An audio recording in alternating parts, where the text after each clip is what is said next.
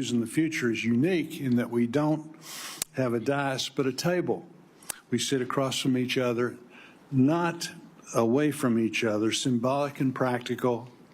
I look forward to convening many meetings in Russell 328 in the coming years for us to work together and address the concerns of our farmers and ranchers and rural communities and those needing assistance. As the chairman, my door is open to every member of this committee.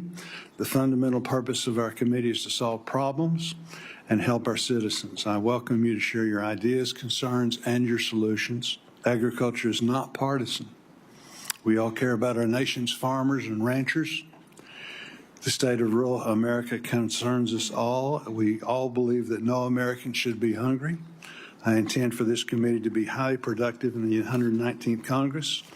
Working together this year, we will pass a farm bill that will meet the needs of our farmers for today and for the future. This morning, we can meet to consider the nomination of Brooke Rollins of Texas to be the Secretary of Agriculture. Ms. Rollins, congratulations to you on your nomination. You have been nominated at a very challenging time for America's farmers. The cost for fuel, seed, and fertilizer remain high. Interest rates are also very high and continue to be high. Farm gate prices are low. Farmers everywhere are losing money on every acre they cultivate, while farmers in certain parts of the country are losing hundreds of dollars per acre. Thankfully, Congress responded at the end of last year and provided a bridge to help ensure producers could plant again this year.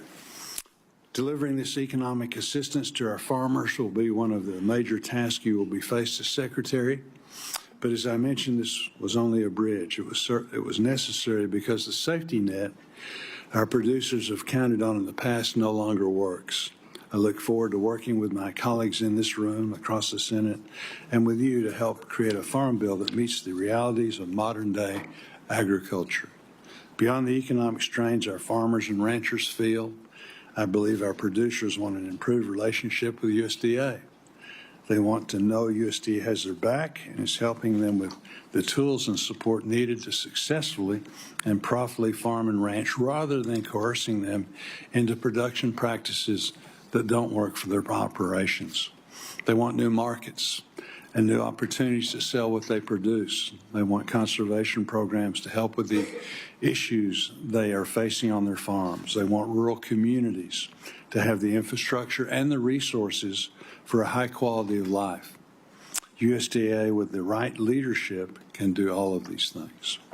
Beyond agriculture production, USDA is a land manager, research institution, food regulator, protector of animal health, and rural lender. There is very little USDA doesn't touch or have an impact on.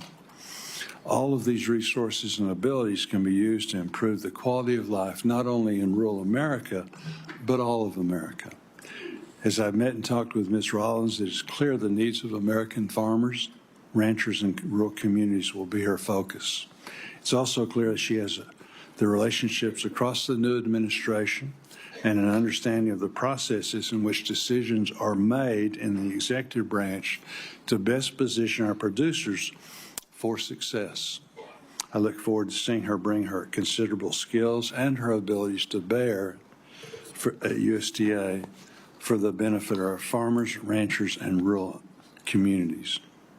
I now recognize Ranking Member Klobuchar for her opening statement. Thank you very much, Mr. Chairman, and we welcome you, Ms. Rollins. Thank you, your entire family that seems to take up like 10 rows, as well as the FFA, your FFA officers. It's kind of an incredible group there, and your ag teacher. I want to thank Chairman Bozeman for holding this important nomination hearing. Thank you to our colleagues from Texas.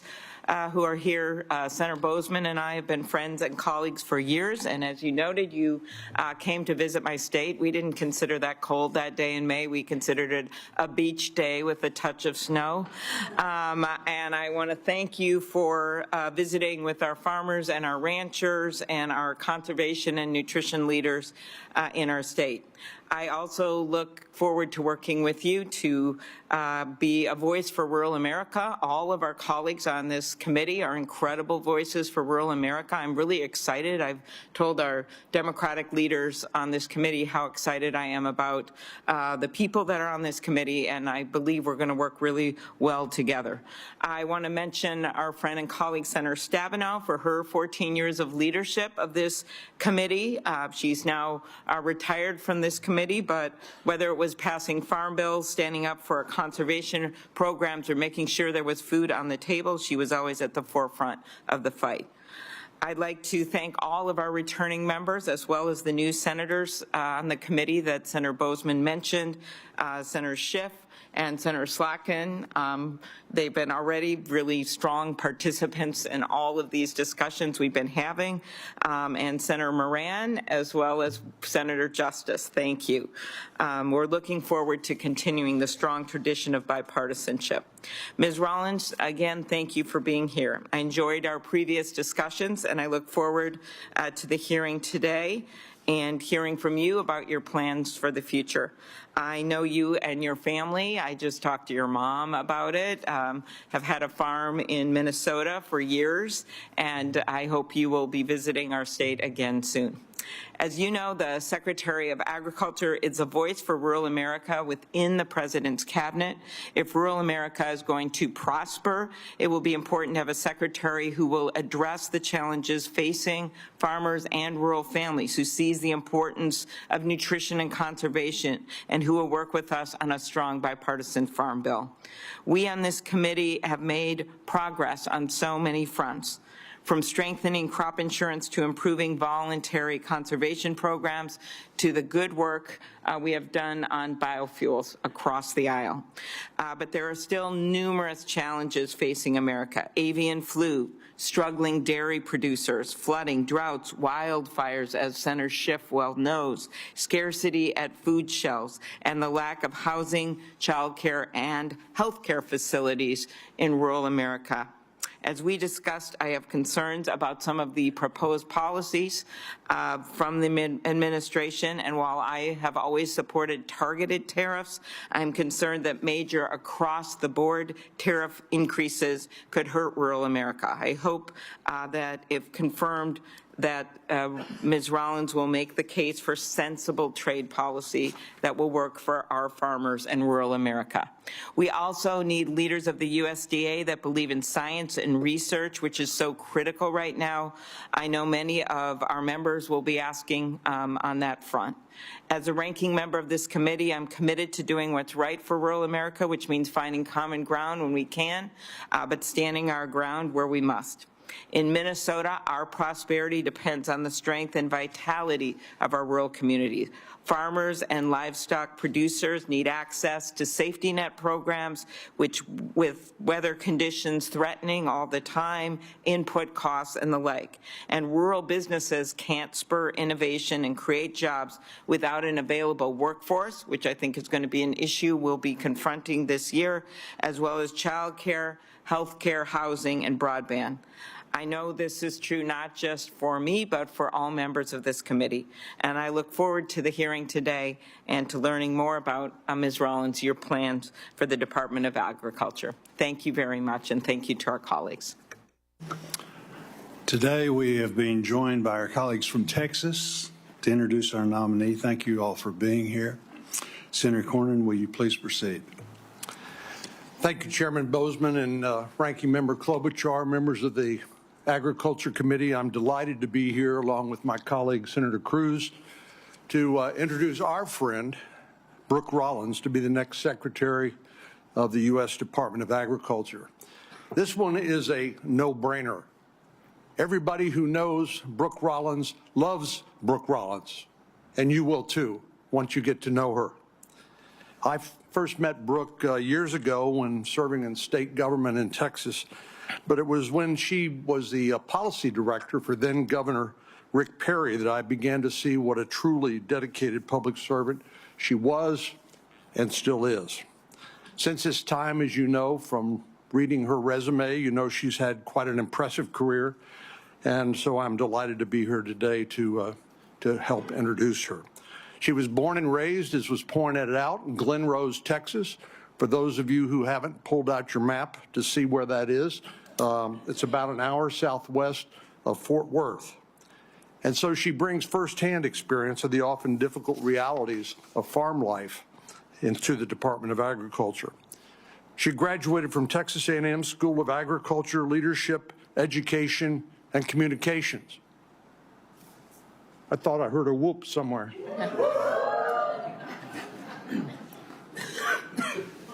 Texas is home to nearly 230,000 farms and ranches, more than any other state in the country. And 1 in every 7 Texans works in an agriculture-related job. This is critical to our state and to the nation, as has been pointed out. Brooke's agricultural roots will serve her well as Secretary of Agriculture to give farmers and producers from the Lone Star State and across the country a clarion voice when it comes to President Trump's cabinet. But Ms. Rollins' credentials go way beyond the day-to-day intricacies of farming.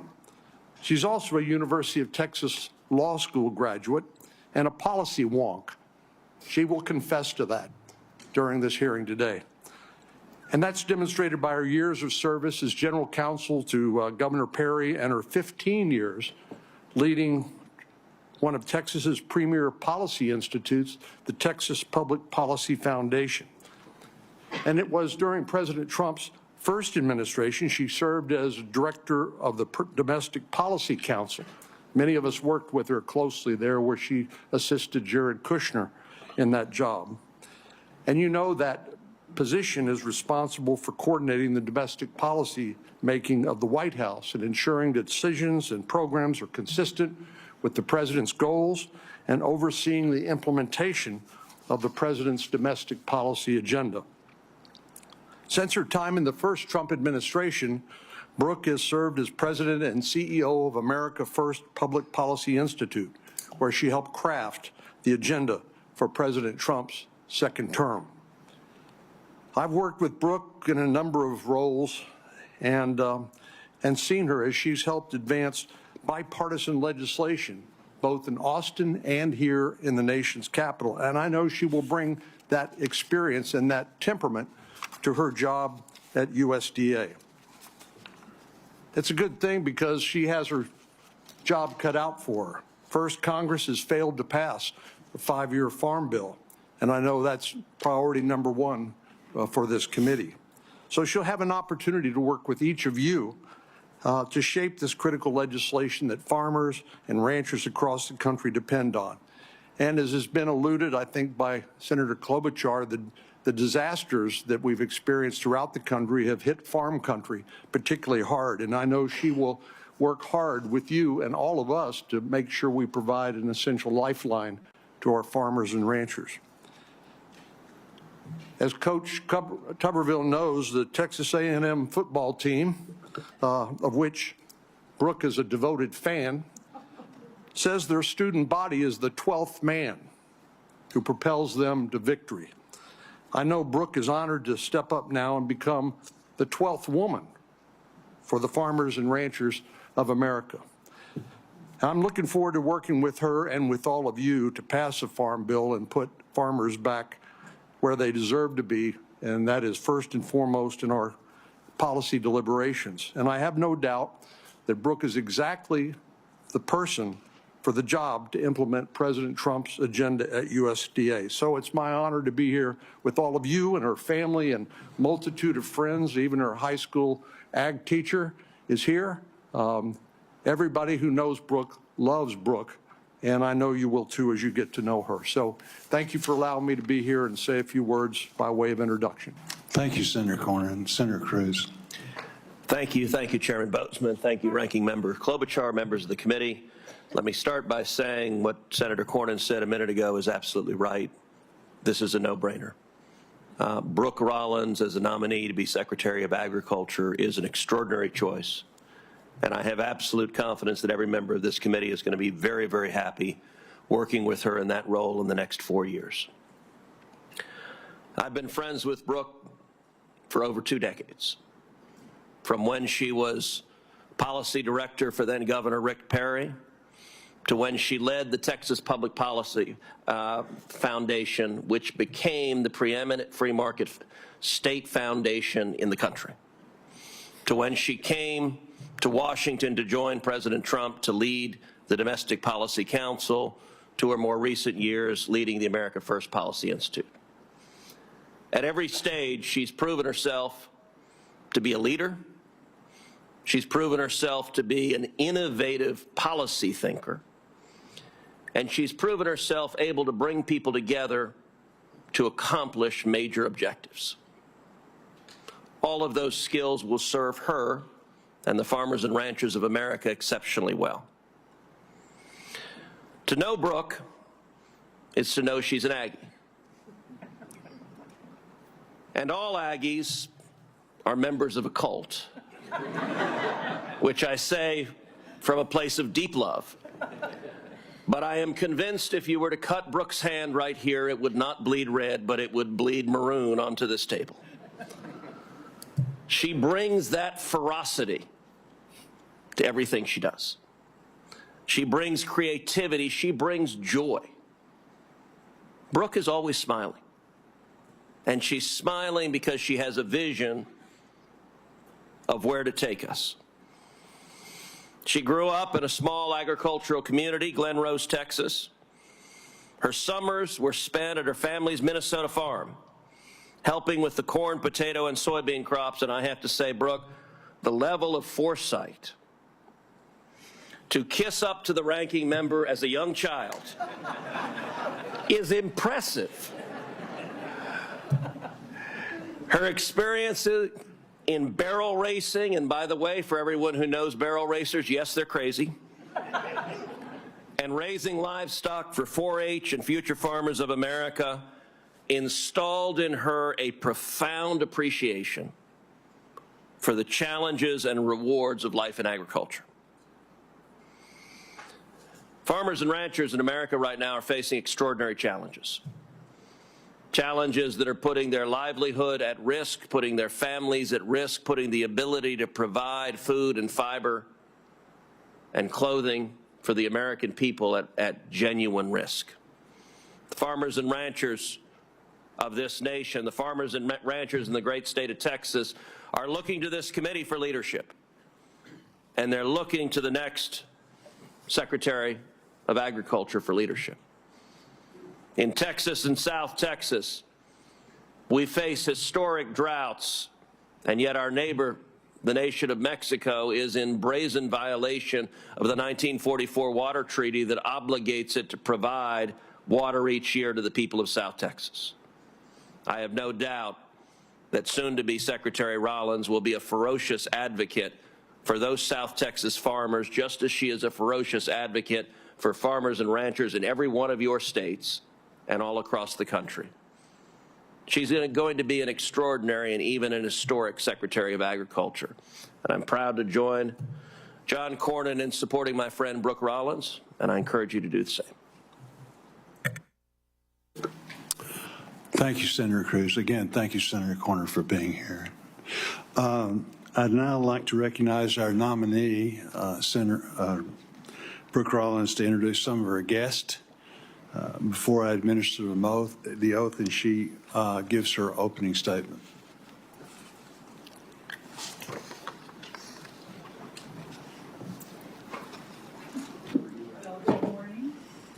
Good morning, everyone. What a joy to be here, and wow, a little surreal and slightly overwhelming. The two gentlemen that were sitting up here, whom I've known, as they mentioned, for a long time. So I want to thank them. A few guests, and I appreciate Senator Boozman the opportunity to introduce them.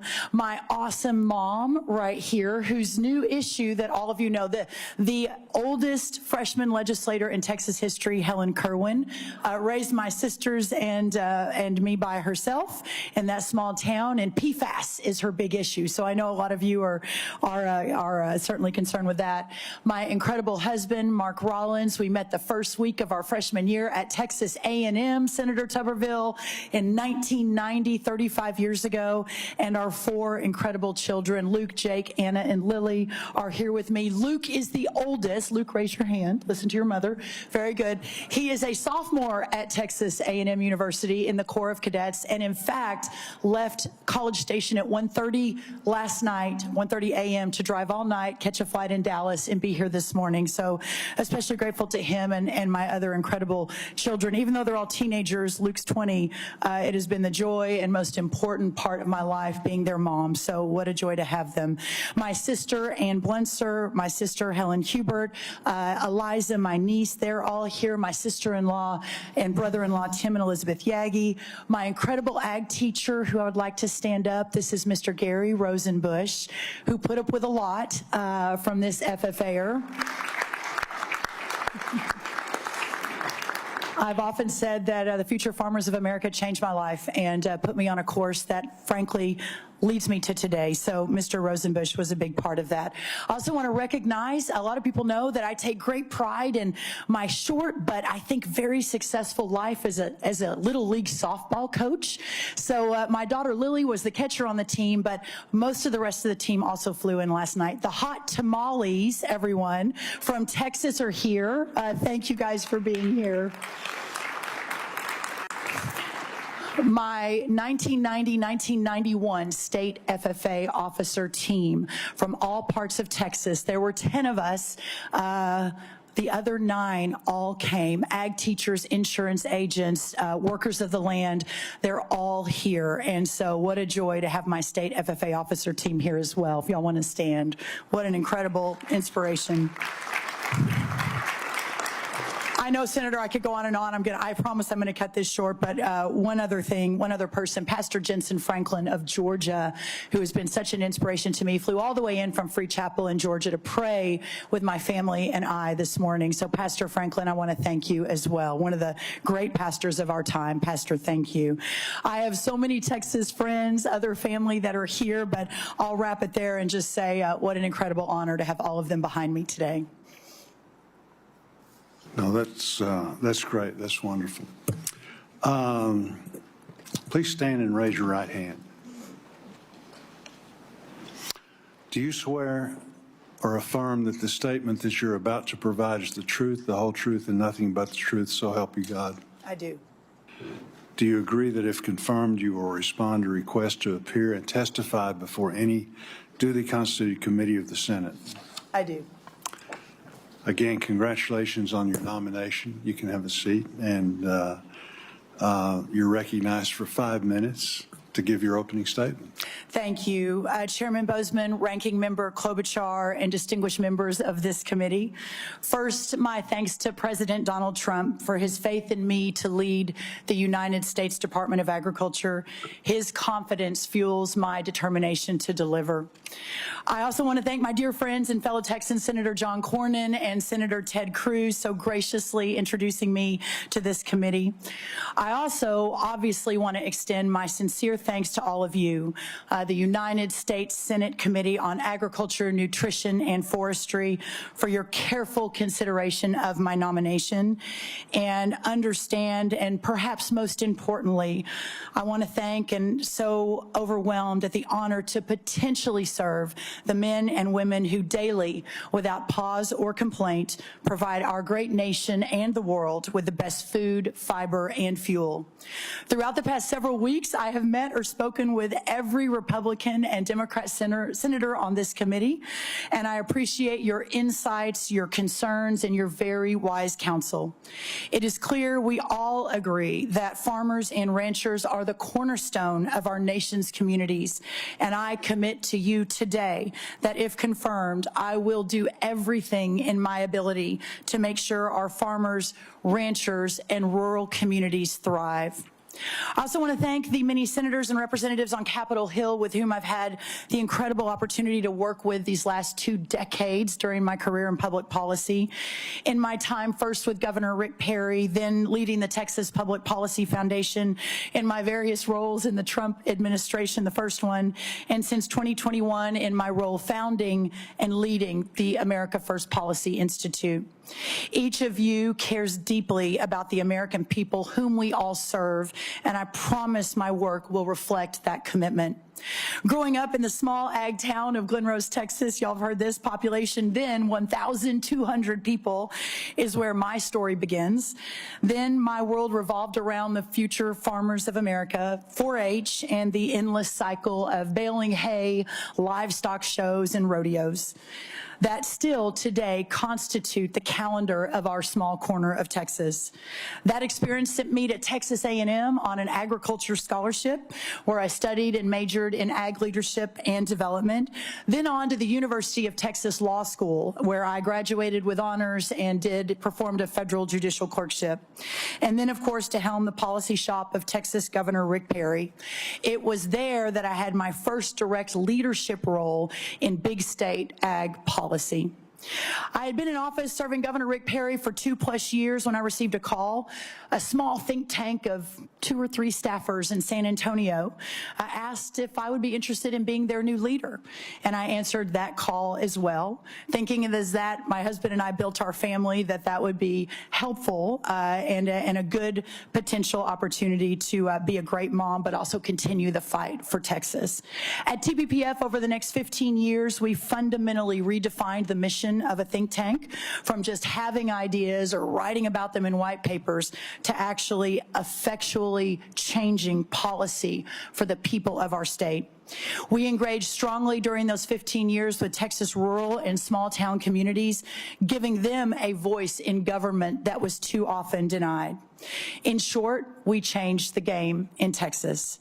Changing the game is exactly why I accepted the invitation to join President Trump's first administration at the beginning of 2018. Everything that we had sought to do in Texas those last decades to make policy for real change, for real Texans, was being done in the first Trump administration, and I was so honored and excited to be part of it. I joined first the White House Office of American Innovation as its leader. I then soon became the assistant to the president in addition on strategic initiatives, and eventually added the role of the director of the Domestic Policy Council.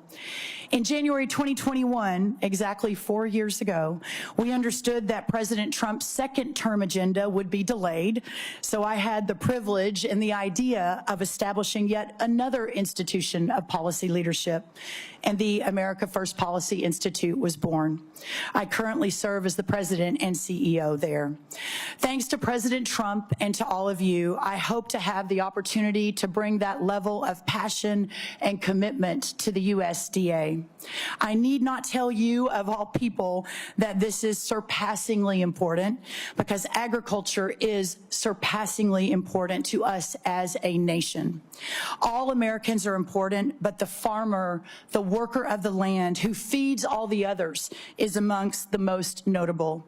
Thomas Jefferson wrote that agriculture is our wisest pursuit because it will, excuse me, I don't want to get Thomas Jefferson's quote wrong.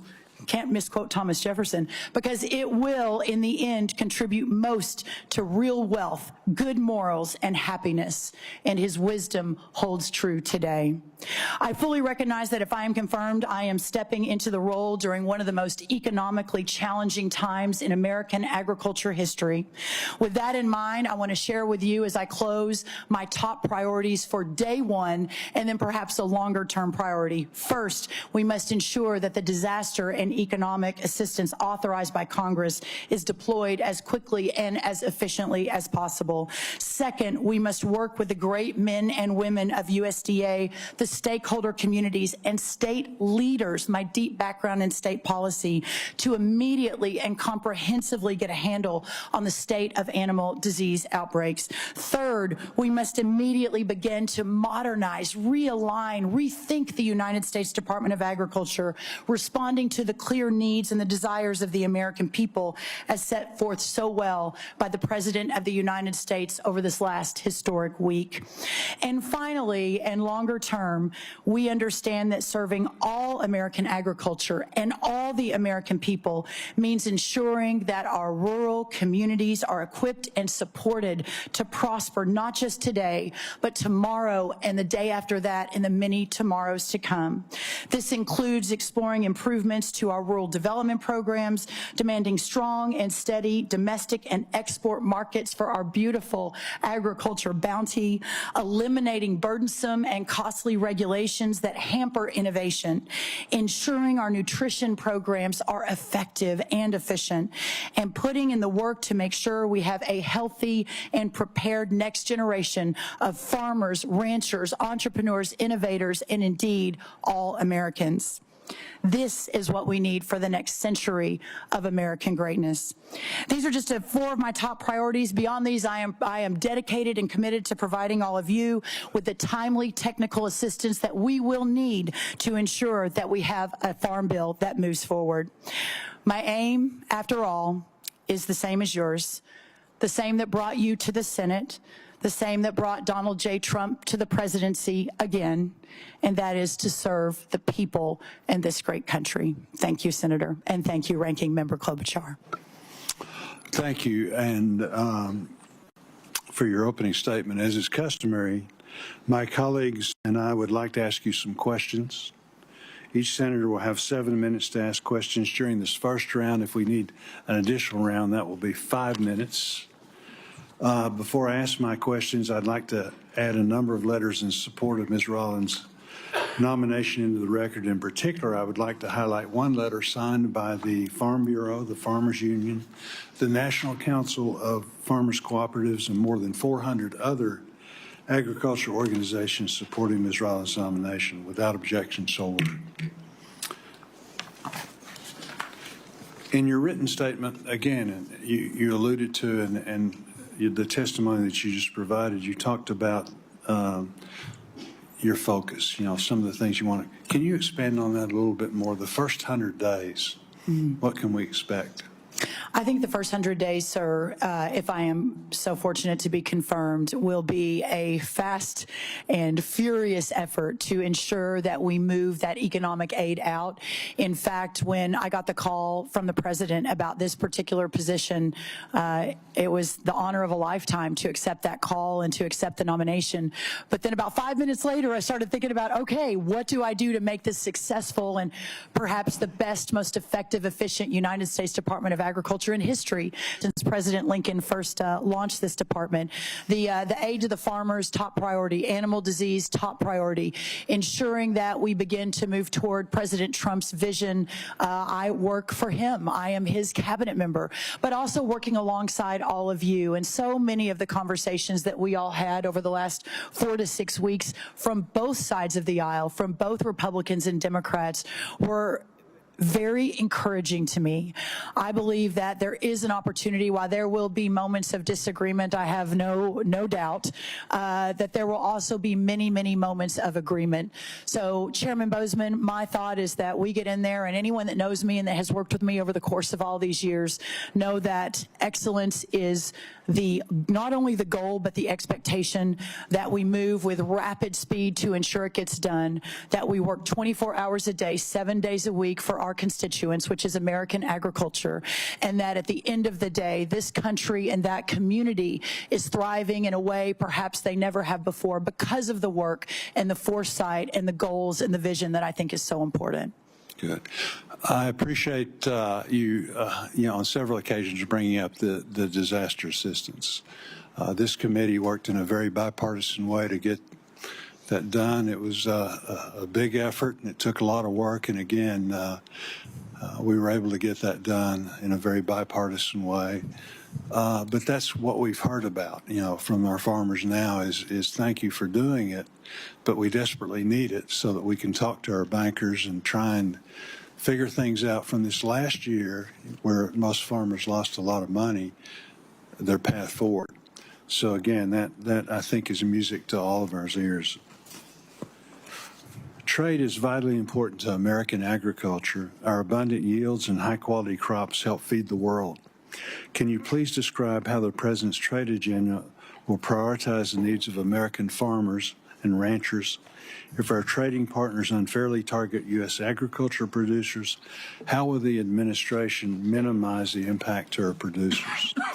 Thank you, Senator, and I'm actually glad this is at the top of the next few hours because I think it is on the mind of every member of this committee and perhaps every member of the ag community across this great nation. The first thing I think that's important to note is in the last few years, we have almost a $45 billion trade deficit for our ag products. So a key priority will be expanding access to these markets across the country. We've already been sort of vision boarding, not to get ahead of the process, but I want to make sure I'm able to hit the ground running, how it is we begin to immediately effectuate bringing down that $45 billion trade deficit, and it's just up 42% in the last year. There is a deep recognition that corn prices are down 35% just in the last year as well, past 2 years, I'm sorry, and that in fact our farmers are hurting. Regarding the President's tariff agenda, I think it probably comes as no surprise to anyone sitting in this room that he believes it is a very important tool in his toolkit to continue or bring America back to the forefront of the world and to ensure that we have a thriving economy.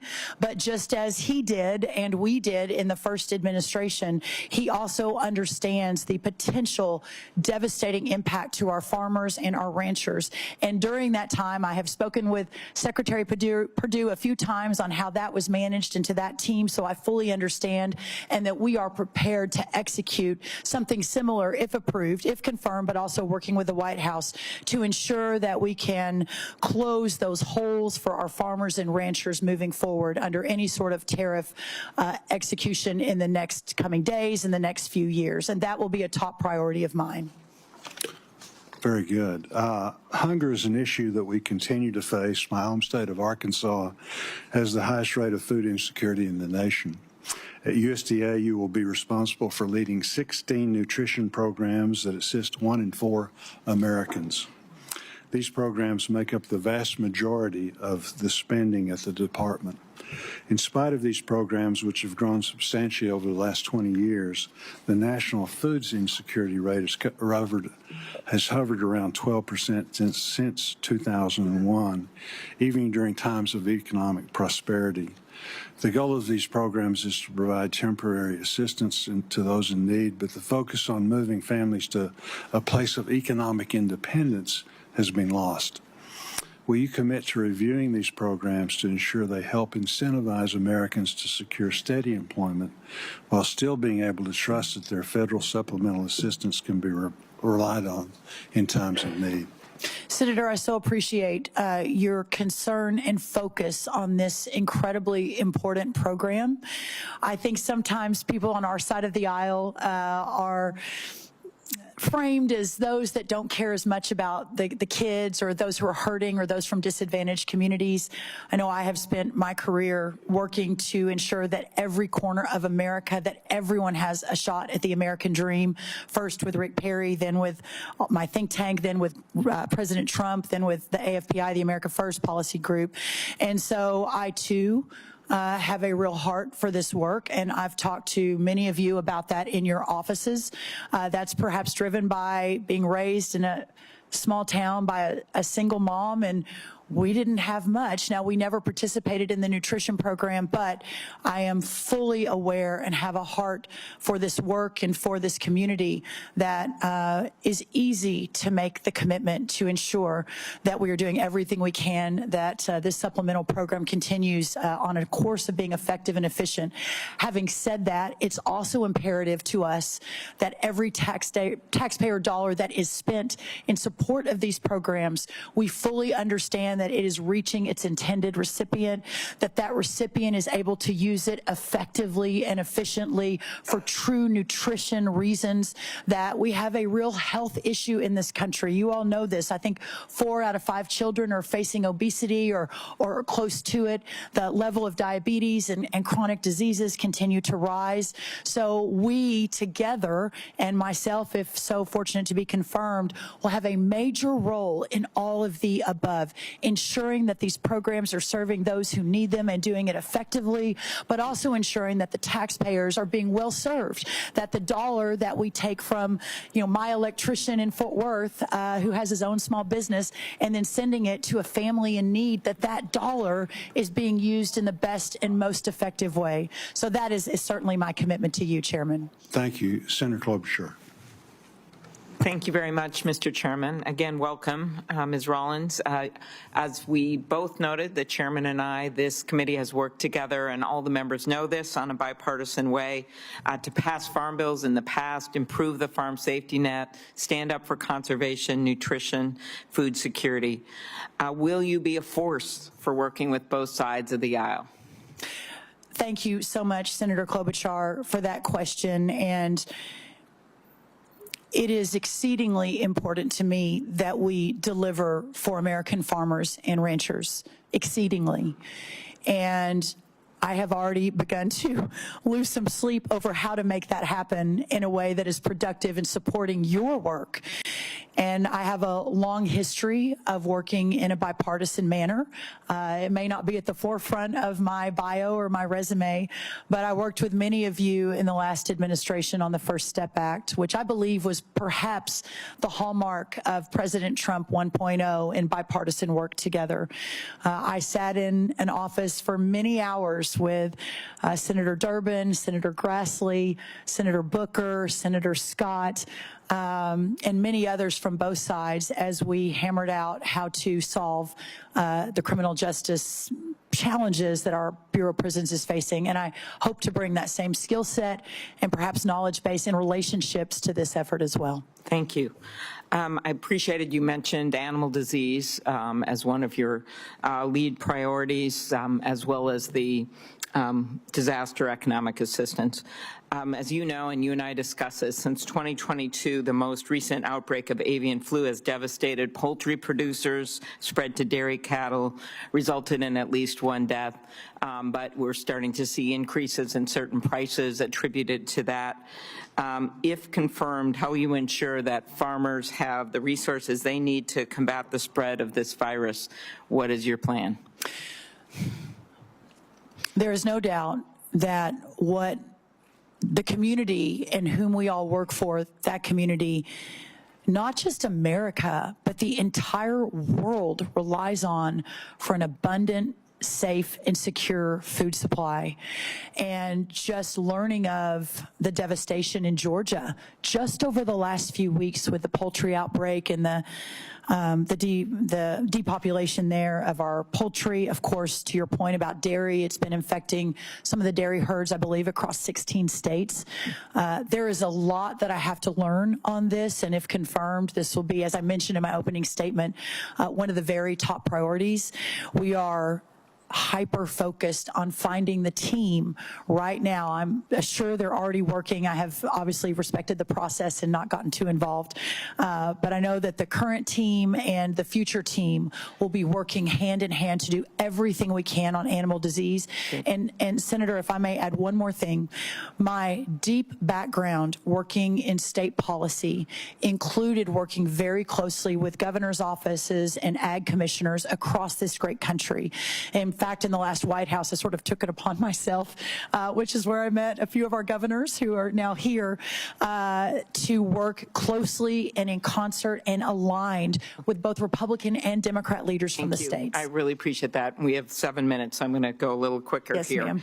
I will note that just yesterday, the administration announced they will halt external public health communications from the CDC on these avian flu, animal diseases, and these important announcements have helped keep producers up to date with the latest information on disease spread, health of workers. And while I know that wasn't under the USDA, I just urge you to talk to them about that. We're concerned. Biofuels, and I appreciated our discussion on that. While you served as the CEO of the Texas Public Policy Foundation, your organization was often critical on biofuels, including ethanol. And as you know, we have worked really hard to make this so we don't just have one fuel, that we have options here, including with Senator Ernst and Senator Fisher and Senator Grassley, Senator Thune, many others. What role do you believe biofuels play in our domestic energy production? How will you continue to promote the production of these fuels as Secretary? Thank you, and I appreciate you bringing that up. It's my understanding that those reports were written over a decade ago. I haven't seen anything more recent. Texas Public Policy Foundation puts out almost 900 to 1,000 pieces of content a year. I did not author that specific piece, but to be clear, there's no doubt, coming from Texas, I was a massive defender of fossil fuels and the importance of fossil fuels in the energy independence and energy dominance narrative. Clearly, I've spoken with so many of you on both sides of the aisle on this issue. I will be a secretary for all agriculture. It is really important to me that we continue to defend and elevate and honor all sources of fuel. My former boss and current boss in his current energy dominance plan included biofuels as an important piece of his agenda. So I really look forward to continuing that. And I know your family, based on the forms, I appreciate you getting us those forms, that your family has significant financial interest in the oil industry. Will these interests motivate decisions you make at the department, especially when they impact your family's financial holdings? Senator, I can promise you this, and I know you and I have met a few times through the years. I've had more in-depth discussions, but not as many as I would like, hopefully a lot more in the future. But I can promise you this, anyone that has ever worked with me will tell you, even to the detriment of organizations I have run, detriment financially to my potential family, that I have never, not ever, made a decision based on financial interest, ever. And that certainly will not begin now. Thank you. You discussed briefly with Senator Bozeman the export markets. I also appreciated you mentioned that in your long-term focus on exports. And as you know, during the first Trump administration, we heard resounding calls from farmers that they want trade, not aid. Those are exact words I'm remembering. They want to grow their market and not just get government payment. We've worked hard on this committee to help farmers build markets here and abroad. Senator Hoeven and I have set up a rural export center, in fact. And Ms. Rollins, how would you work with President Trump, the Office of the U.S. Trade Rep, and others within the administration to ensure that they understand the effects of potential retaliatory tariffs on American farmers? And how will you help them manage this risk? And beyond just getting extra payments to make up for it, will you be a voice to make sure people understand the importance of exports for rural America? And it's not just farming, it's also manufacturing and the like. No, that's correct. I believe, extraordinary value that I potentially bring to this table is having served in the last White House for 3 years, right alongside President Trump. I believe I may be the most well-versed in how the interagency process works, of all the cabinet, of how the interagency process works, of how the discussions are handled, of what the Oval Office meetings look like, and how to ensure that at every corner that my team, that our community, that what we all represent together is at the table fighting for what we believe is necessary for these communities. Okay, thank you. And I have some important questions for the second round here on conservation and nutrition, and I know my colleagues will be asking them as well. Thank you. Thank you. Senator McConnell. Thank you, Mr. Chairman.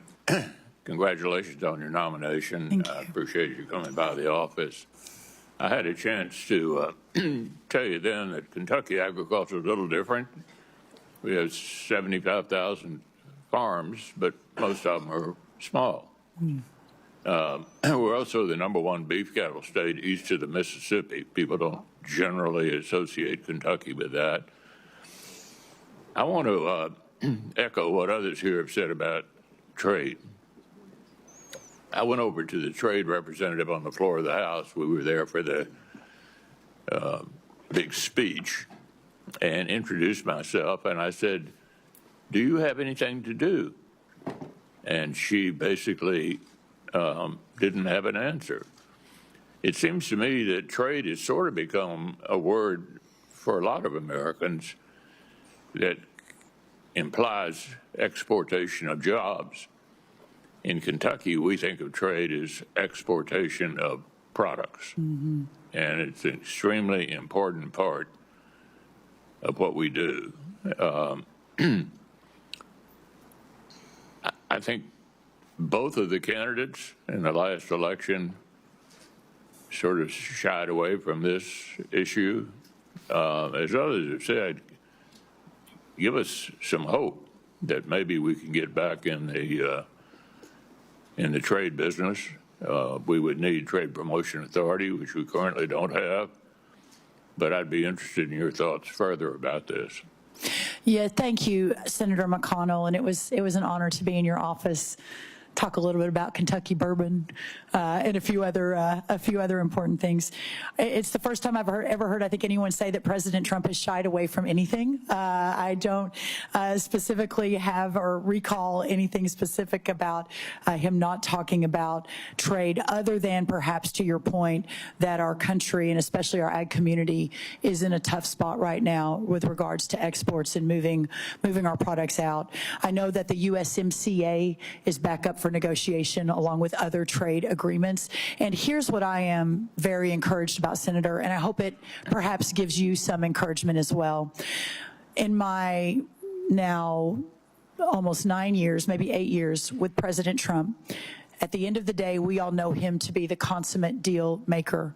And I believe that that skill and that intense focus on making deals for his people, not only for America, but for the ag community that supported him at 90% since really the very, very beginning. I think 338 counties out of 344 agriculture counties voted for him.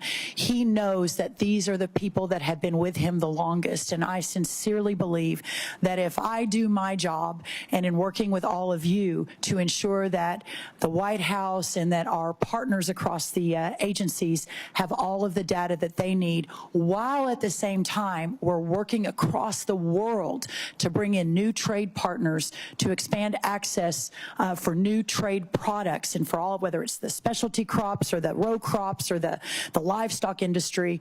I believe, as the president mentioned in his inaugural address, that we're embarking on a golden age, and I also believe this is going to be a very, very big part of that.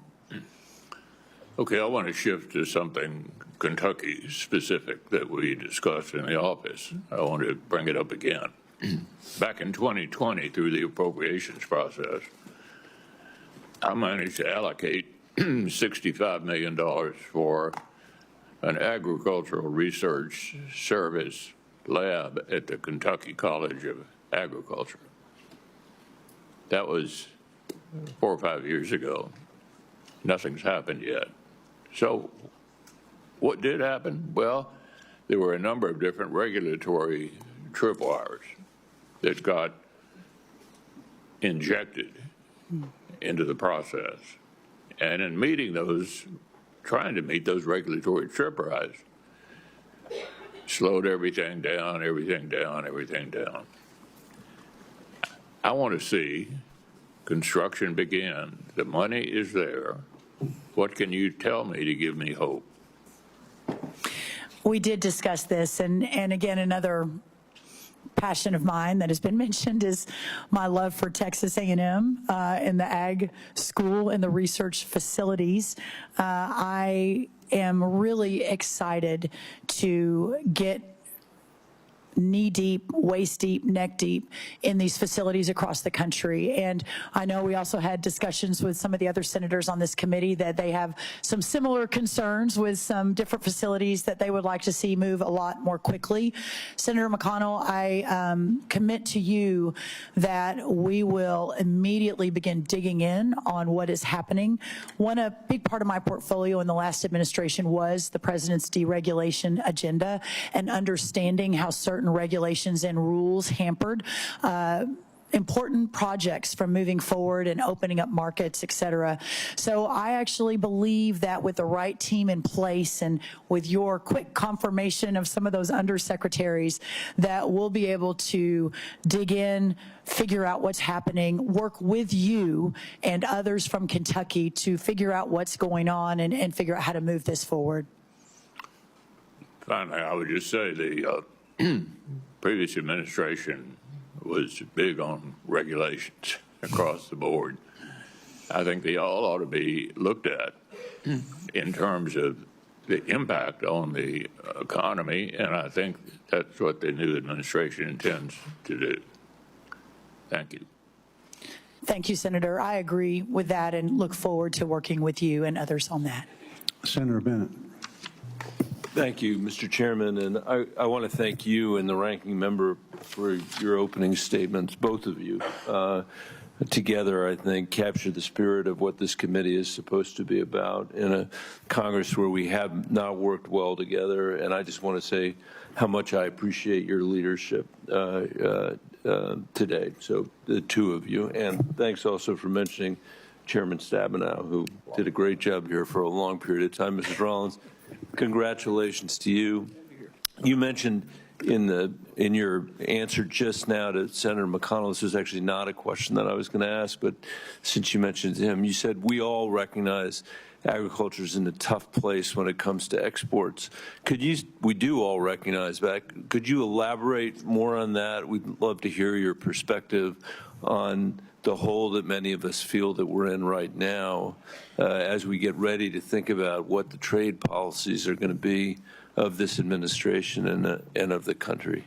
Thank you, Senator Bennett, of course, and loved our conversation about your beautiful Colorado. Thank you. Come back anytime, or come anytime. I would welcome that. We do spend some time there in the summers, as good Texans do, getting out of the heat, but I'll look forward to seeing you next time. In the last handful of years, we've gone from not having a trade deficit in our agricultural communities to having a $45 billion trade deficit. Of course, that has led to many challenges, including food inflation. And I know when I've heard President Trump talk about his priorities, the first is the border, which I'm guessing we'll get into at some point. But second was food inflation. And so there are many tools in our toolkit, both through USDA and expanding markets, which are all intertwined, to begin immediately to work to bring that deficit down and hopefully soon get it to zero. My commitment is to— I would say, Yes, sir.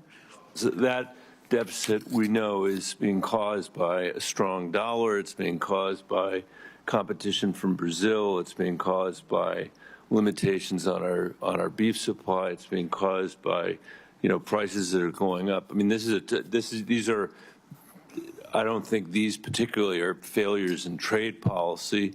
It's making it harder for us to export, which is what Senator McConnell's concern was, which I share. And I think that all of us understand, and actually I will say there are many ways in which I'm sympathetic to some of the trade policies that President Trump is trying to advocate for, but agriculture is already in a tough spot for those reasons, I think, largely, and we don't want it to be in a tougher spot as a result of what happens here. And I think, when you were in my office, you talked a little bit, and this is going to be the easiest question that you get, but I hope you only take 15 seconds to answer so I can go on to the next stuff. Yes, sir. Which is, what is your responsibility as the Secretary of Agriculture to go into the Oval Office and say you haven't thought through the unintended consequences that are going to flow to American agriculture if you pursue these trade policies? Senator, in 15 seconds, my role is to defend, to honor, to elevate our entire agriculture community in the Oval Office, around the table, through the interagency process, and to ensure that every decision that is made in the coming 4 years has that front of mind as those decisions are being made. Okay, and I agree also with what Senator Klobuchar said, is that what we've heard from our farmers and ranchers over and over again is they want to be able to do the work, they want to be able to export, they don't want to solve this problem by getting, aid to make up for what they should have been able to send to Asia and other kinds of places. The only growth that my farmers and ranchers can see in the foreseeable future, which is to say their lifetimes, is by growing our exports of agriculture. So I appreciate your understanding that, and we're counting on you, if you're in this job, to be that advocate.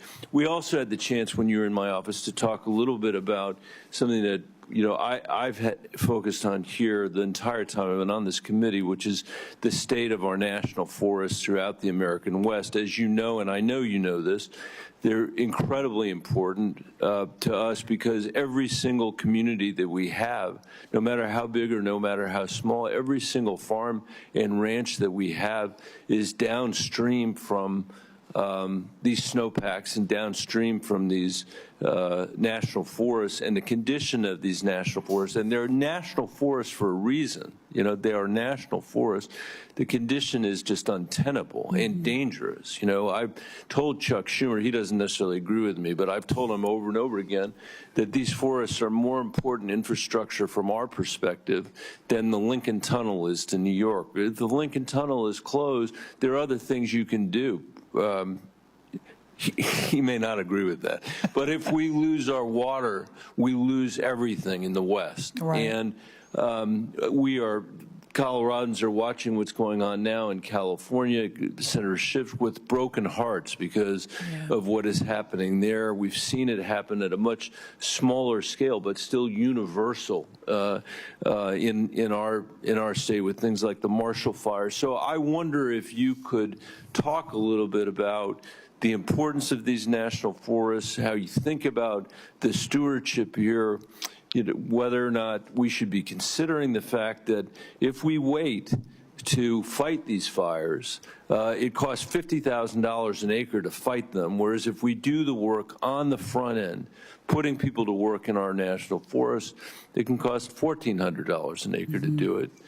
I'd love to hear your perspective on that. Senator, I am so glad you brought this up, and I believe, and Senator Schiff and I spoke about this obviously in his office a week or two ago, as they were facing unimaginable experience in California, and I am really excited to tackle this problem. I don't pretend to even know the beginnings of it. I've just started studying it, but it seems to me, and after speaking with you and others on the committee and beginning to learn, first of all, I think we have a great undersecretary identified and announced. The quicker we can get him confirmed, the quicker we can really begin this hard work ahead. And my husband's family owns a little cabin right on the edge of a national forest in Gunnison, Colorado. So I too have spent about the last 25 years enjoying the national forests and the extraordinary beauty that they bring to our people. But the water is a massive issue, and you and I talked about that. 40 million people depend on the water that is under your land in Colorado. And I do believe, and maybe people call me a pathological optimist, but maybe the pathological optimist in me sincerely believes that we can fix this, and we can fix it fairly quickly with the right team in place and working with all of you who have watched it, been frustrated by it, and want an answer. Ms. Holman. Senator Hovind. Thank you, Mr. Chairman. And I want to thank or express to both you and to the ranking member that I think we're fortunate to have both of you in the role as chairman and ranking member. We've worked on many things in the past together, and I very much look forward to working with you in the future. And again, feel this committee is fortunate to have both of you in these roles. Welcome. Thank you. Ms. Rollins, good to see you again. Thanks for coming to visit at the office. You have an awesome family. The best, the best. Yeah, so thanks, of course, for your husband being here and your kids. And of course, no one will ever love you the way your mom does. That's so pretty true. awesome having mom. She's missing an important vote in Texas today to be here to sit behind me. So really grateful, really grateful. No, it's great. And you have a fantastic family. We mentioned all this talk about A&M. Did I tell you when we talked that my wife went to UT? I don't know if I did or not. We did, and I had my sincerest condolences. Yeah. So that's kind of fun. And I'm wearing my North Dakota State University tie today, home of the mighty Bison. I know we talked about them, but we do have an incredible School of Agriculture at North Dakota State University. Yes, you do. We're doing some awesome things. We have a project called Grand Farm. Sonny Perdue came out and actually cut the ribbon on it, and we have a partnership between ARS, NDSU, and Grand Farm on precision agriculture that's incredible. And so I'm going to invite you to come out to our state right away and see what we're doing. Would you commit to coming out and seeing what we have and meeting our folks? I would love to come visit, and I have said, I think it's actually been reported in the press that if you can get me on a horse, I'd love to ride a horse, as we're all working on all of these issues across the states, and really look forward to that. Only if you ride with me, Oh, though, absolutely. Senator Hoven. No, Okay. we will absolutely ride. One of my sisters raced barrels. My job was just to get the horses in the trailer, which is, sometimes easy. Harder than racing barrels. Sometimes yes. easy, sometimes not, depending on the horse. It's true. But we'll do it. That sounds and I'm great. so glad to hear that. And of course, love your background in ranching. My grandfather was a cattle rancher. And back in the good old days when we raised Hereford instead of all the Angus. Love Herefords. Farm bill. Will you commit to work with us to get a farm bill? And it is so incredibly important. In agriculture, as you know, we have a system of family-based farmers and ranchers across this country, 16 million people involved in agriculture in some way, shape, or form, versus look at all these other industries that are concentrated. But we have this system of family-based farmers and ranchers, businesses, small businesses. And what they produce for every single American every single day is the highest quality, lowest cost food supply in the world. Americans have better choice, better quality, and spend less of their budget on food than almost any other developed country. That's what we have because we have good farm policy. And that means affordable crop insurance, and that means a counter-cyclical safety net that works, keeping the farm in the farm bill. Will you commit to help us get that? We're past due. We need to get it done. Will you commit to help us get it done and get it done in the way I described? Yes, sir. And again, maybe the pathological optimist in me, but I've talked to from both sides of the aisle, the complexity, the challenges in the last year or so of reauthorizing it. And I hope that I can be a force multiplier. And I hope what I bring to the table is the opportunity to work alongside both sides to get us where we need to be for our farmers and ranchers, and some security, some understanding that the net is there, and that the loans are there, and that the insurance is there, and that they can continue to be the best producers in the world for the world food supply. So I really look forward to that, obviously providing you the technical assistance that you need to be able to do your job, but also, if asked or if called, to help in any other way I can to get this done. I think your relationship with President Trump is going to be incredibly important in that effort. We already saw it as we worked on the disaster piece that we included with the extension of the Farm Bill.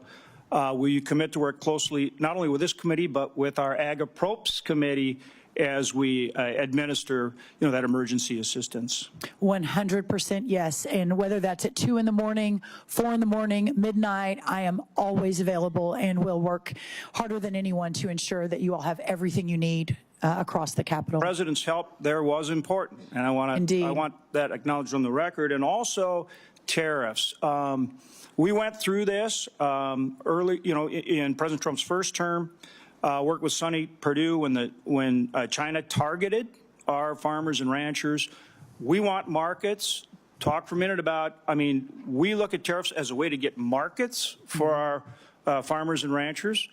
so that they can compete on a level playing field. We did have to do the MFP. We worked with Sonny to do that last time. Give me your thoughts on how we're going to approach this.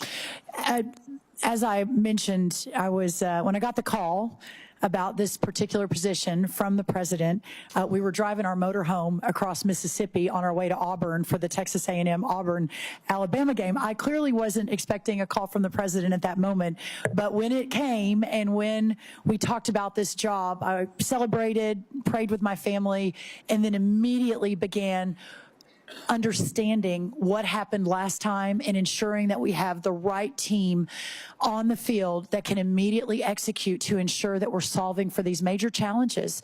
And so the undersecretary that will be coming before you, hopefully very quickly, Mr. Chairman, helped run that program under Sonny Perdue. The staff that he is building out, if confirmed, is the same team that did it before, Right. with the idea that we can't reinvent the wheel. We've got to be able to move quickly. Well, that's good to hear, because we did have to do some things legislatively to get it rocking and rolling, and we did work with Fortis and the other guys, and so Yes. we look forward to working with them again, so that whether it's China or anybody else knows we're going to defend our guys, and we're going to make them play fair, because on a level playing field, our farmers and ranchers out-compete anybody in Yes, the world. sir. Yes, sir. On just a couple others, one is the sugar industry is huge in my state. That involves trade very directly, as you know. Will you commit to work with me on that industry? And Senator Klobuchar also shares that same concern, I think. Yes, sir. And in fact, Senator Smith and I discussed it as well when I met with And her. Senator Smith. Yeah, yes. and absolutely, Senator Smith. As well. Yes, Sorry. I know. Don't leave out Senator Smith. No, my Minnesota senators. I want to emphasize Senator Smith shares that concern. Yes, yes. Thank you, Senator. Yes, 100%. And in any of these industries, I'm here and will always be available. We've also worked with your potential deputy secretary as well.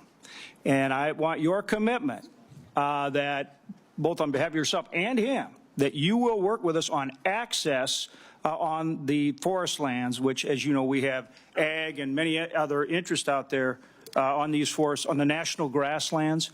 Access is an issue. We need your help. Will you commit to help us on that? 100%. Thank yes, you. sir. Thank you, Senator. Appreciate it. Thank you very much, Ms. Rollins. Senator Boozman had to go vote, and as you noted, which I appreciate, we have not one but two Minnesota senators. We're blessed to have Senator Smith with us. Senator Smith. Thank you so much, Ranking Member. And I want to just say, share my congratulations to you and to Chair Boozman for leading this committee. I love serving on this committee. I love the bipartisan spirit that we have. And I even love Senator Hoeven, who always forgets that I care about sugar in Minnesota. She even loves you, Senator Hoeven. Yes. So welcome to you and your family. I can see how proud your family is of you, and I appreciated very much our conversation in my office. And I also appreciate your Minnesota roots and connection in Clear Lake, Minnesota. So thanks for that. So we have lots to talk about, and I'm going to get right to it. I wanted to start out by just raising the issue of ethanol and sugar, and I'm so glad that Senator Klobuchar and Senator Hoeven have touched on those two issues, both of which are vitally important to Minnesota agriculture. You know, ethanol is homegrown energy. It is a major economic driver in Minnesota, $7 billion to our economy. And similarly, the National Sugar Program supports more than 151,000 jobs in our country and contributes $23 billion a year to the U.S. economy. And it is run with zero cost to U.S. taxpayers. So I appreciate your commitment to work with us on those two important programs. Let's turn to rural development. You know, you come from a small town, and I represent a state filled with small towns and rural places that are full of energy and creativity and innovation and talent. And I think we also know that small towns and rural communities face unique challenges. And I sometimes think that people forget that the rural development side of the USDA is really important. That portfolio is very important. And I will be honest, I'm fearful that the work done there, those efforts not being well understood, could become the target for budget cutting. And I also know that American farmers and ranchers really trust the USDA on those issues. They don't want to see those programs programs farmed out to other agencies where we all are worried that they would just get less attention. We talked about this when you were in my office, and I appreciate that. So let's dive in on a couple of issues, two big rural development issues, housing and childcare. So we know we have a serious shortage of affordable housing in rural communities. These are places where our elders and folks that live on fixed incomes, people who make our food system work, it's where they live. For decades, the Rural Housing Service at the USDA has helped in those communities, and everyone agrees it needs to be modernized and updated. Last Congress, Senator Rounds and I introduced the Rural Housing Service Reform Act to do that. We have 14 bipartisan co-sponsors. So I want to ask you first, Ms. Rollins, can you talk a bit about your vision for how the USDA can engage on rural housing, and will you work with me on rural housing service reform as we're describing in our bill? Thank you, Senator Smith. And I think of all of the portfolio, if confirmed, that I am taking on, the one that excites me the most is the opportunity to put forward a vision and build a program around revivifying, restoring, and bringing back rural America. And clearly, the federal government itself can't do that, right? There's going to be many, many factors, but the idea that we at USDA can lead that effort, that it's not just about, elevating our farmers and ensuring our ranchers are protected, and that USDA is doing everything they can to defend them. It is an all approach. It is housing, it is childcare, it is education, it is all of the above. And one of the things I think I bring to the table, and I think Senator Smith, you and I, and even Senator Klobuchar discussed this, in the last White House, I led the effort called the White House Opportunity and Revitalization Council. I say I led it. We hired Scott Turner to lead it, who's now President Trump's housing nominee. And you all, if you haven't met him, will love meeting him, former NFL player and just a pastor and a visionary. But in that effort, we were really focused on urban communities and the disadvantaged communities within those urban communities.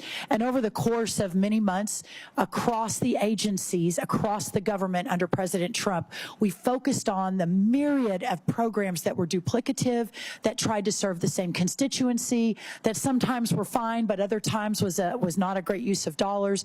So having an all-of-government approach like that, where we can really understand what role HHS plays, what role housing plays, and doing it quickly so we can begin to roll it out. Well, final thing I'll say, and I know, Senator, you've got one more question. America at 250, which America turns 250 next year, is going to be an incredible opportunity for us to take this message to every corner of rural America and to really get people focused on it. So I appreciate that very much, and I think we do need to bring that message, but we also need to make sure that we are supporting and improving wherever we can those rural development programs at USDA and not throwing them under the bus, because I can tell you that they are counted on by folks in rural communities. So I hope that we'll be able to work together on that. I look forward to it. Ms. Rollins, I want to just touch in the time that I have left on the nutrition programs at USDA. You know, nutrition programs are foundational for healthy Americans. 2/3 of SNAP recipients are families with children. 1/3 are families with older adults or people with disabilities. SNAP is a rural development tool. In Minnesota, rural communities have the highest food insecurity in the whole state. And in this country, 9 out of 10 countries with the highest food insecurity rates are rural. So, Ms. Rollins, can you talk to me about how you see the rules around SNAP? And let's start with what you think about work requirements for SNAP. Well, first, I understand this is an incredibly important issue to everyone on the committee. My commitment is to ensure that we have the data, the research, and the understanding of this program to make sure that we are serving those that need it. And as I mentioned earlier, raised by a single mom in a rural community with 2 little sisters, she worked at the library, she made $5 an hour. I understand this. And is it your view that we need to adjust or change the work requirements for SNAP? It probably will be no surprise to everyone on this committee, both Republican and Democrat, and through a course of 20 years of being a policy leader, that I do believe in work requirements. I do think they're important. I do think, and I don't fully understand, but plan to get more in the weeds on this if confirmed, and working with all of you to make sure that your concerns are part of that education process for me. So my view, and in fact I think this is the official view of the USDA, is that SNAP should ensure that no one fears going hungry in this country, but also that it reflects the importance of work and responsibility in this country. And that is why SNAP has extensive work requirements in place. And folks that are not required to work under SNAP, very small number, it's because they are taking care of a child or an incapacitated person, because they are all participating in an alcohol or drug treatment program, because they are already working under some other program. So I ask you to consider this as you look at this, because again, I don't think that this is a good place to be looking for extra dollars when we have so many people that are struggling with food insecurity, even though they are working one or maybe two or three jobs. Thank you. I know I'm out of time. Thank you, Senator. I commit to working with you, and I look forward to it. Thank you very much, Senator Smith. Next up, Senator Ernst, our neighbor to the south. Yeah, thank you to our ranking member, Amy Klobuchar, and a great neighbor, as has been mentioned many times over, between Minnesota and Iowa. Amy has worked with me on so many different agriculture and biofuel-related issues, and I am excited to work with you, Senator Klobuchar, you and Chairman Boozman, as we work on a 5-year farm bill. It is very important that we get that done, and it is something that I hear continuously from Iowans as I travel all 99 counties in my great state. And of course, to you, Mrs. Brooke Rollins, thank you so much for being here today, and thank you for bringing your friends and family. I know how important that support is, and I'm excited to see you as our nominee for Secretary of Agriculture. I know you're an ag girl at heart. We have talked about it in length. I truly am too, and I do have full confidence in your ability to lead this department, full faith and confidence in this role. So, Ms. Rollins, something that you and I talked about, I'll start with this one. We talked about it at length, is telework. And I know that we must address some of the work policies for federal employees at the Department of Agriculture. As you know, the GAO reported USDA's headquarters has a space utilization rate at just 11%. 11%. I've even received whistleblower letters from employees describing the building as a ghost town. So last year I addressed this exact issue with then Secretary Tom Vilsack and was met with very strong opposition. Rather than provide any evidence to dispute the GAO's numbers, and even after repeatedly following up with his staff, he refused to give me specific in-office numbers or building utilization data. In stark contrast, President Trump acted immediately to get our federal workforce back to actually working for the American people. So, Ms. Rollins, in line with these efforts, what's your plan to achieve the 60% utilization goal for your headquarters buildings, which has been set by Congress? And secondly, will you commit to requiring each USDA employee to show up to the office? Senator Ernst, thank you, and I really loved our time. We first started talking about this in way before even the election. Way back. And I love your intense focus on ensuring that those who are hired and paid by taxpayer dollars are fully committed to serve in the most effective way wherever and for whomever they work. And that is, I believe, being in an office almost every single time. And it's not my belief alone. Obviously, President Trump has been talking about this. I believe there was even an executive order in the last day or two calling for the same. So I do look forward to getting into the office and hopefully very soon, and really working to effectuate the most effective workforce that the United States Department of Agriculture has ever had in the history of this country, and in so doing, ensuring that they are all in the office to make that happen. Wonderful. Thank you for that commitment. And another area that has been brought up quite frequently up here on the dais, and one that won't be a surprise to you, but another area that is critically important for my Iowa farmers, is biofuels. It's, a key source of demand for our corn and our soybeans. During the Biden administration, this industry really did suffer from deflated renewable or the RVOs. The last-minute announcements on sales of E15 and the lack of clear tax policy guidance on the 45Z clean fuel production credit, which is something that Roger Marshall, Senator Marshall of Kansas, and I were just discussing. Many of these moves have forced plants to idle or stop production completely. This is a huge issue for us. This is threatening hundreds of rural jobs and squeezing grain prices in the process. So I do applaud President Trump for making E15 a priority. He did have an executive order on that, but I do look forward to securing a permanent fix in law. But we will need an all-hands-on-deck approach for crafting future RVOs that reflect production capacity and guidance on the 45Z that will support American farmers. So, Ms. Rollins, the USDA has a very big role to play when crafting these policies. As Secretary, will you commit to supporting biofuels and working with me to provide certainty for our farmers and the entire renewable fuel industry? Yes, Senator, and I really look forward to that. I think there's no question where President Trump stands on this.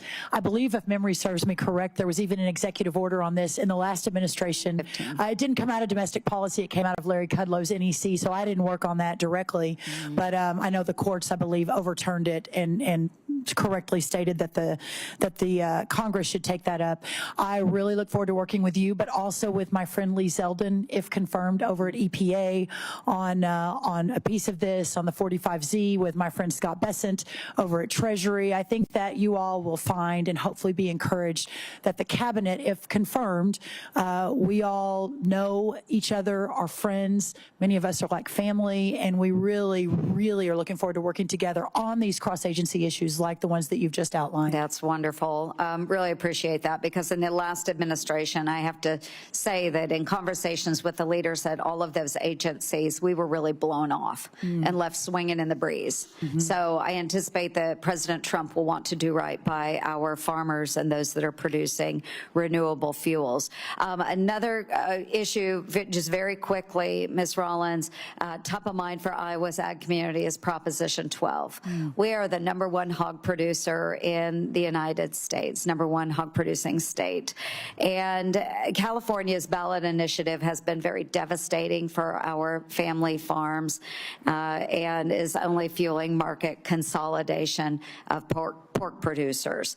So just ultimately what we would like to do is move on legislation, craft a way forward so that we don't have states telling our producers how they can raise their livestock. Very important to us. So, Ms. Rollins, in line with President Trump's priority to lower food costs for American families, will you commit to working with this committee to reverse Proposition 12? Proposition 12, and I have just in the last few months become very acquainted with it. You know, the idea that one state, and listen, I'm a federalism believer. I believe in the founder's vision of the 10th Amendment, and the government closest to the people is the government that should be most active and under that 10th Amendment. But this particular issue, I believe from even a bipartisan perspective, there's no doubt that it's not just affecting California, it's affecting multitudes of other states, multitudes of other parts of the ag community, including our hog family farms, Iowa, but many other states have been really affected by this as well. I know that you guys, if you don't even already have a bill filed, you're soon to file one. Yes. Legislation has been drafted. So yes, I commit to working with you on that and look forward to it. Excellent. Thank you, Ms. Rollins. And I look forward to hosting you in Iowa on an ag and biofuels tour, and I would welcome your family as well. So thank you very much, and I yield back. Senator Durbin. Thank you. Thank you very much, Mr. Chairman. Mrs. Rollins, I took your advice.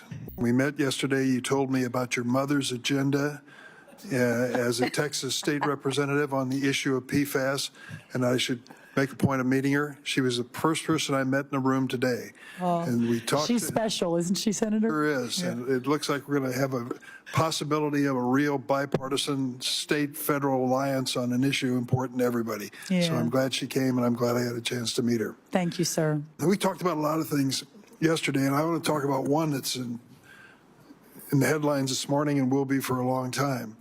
the mass deportation of undocumented people from the United States. I mentioned to you that I have been surprised by the response I received among farmers and ranchers and people involved in agriculture when it comes to the immigration issue. I told you about the dairy farmer who said, Senator Durbin, we're going to close down our dairy operation after 3 generations in our family because we need immigrant workers for dairy operations in Illinois.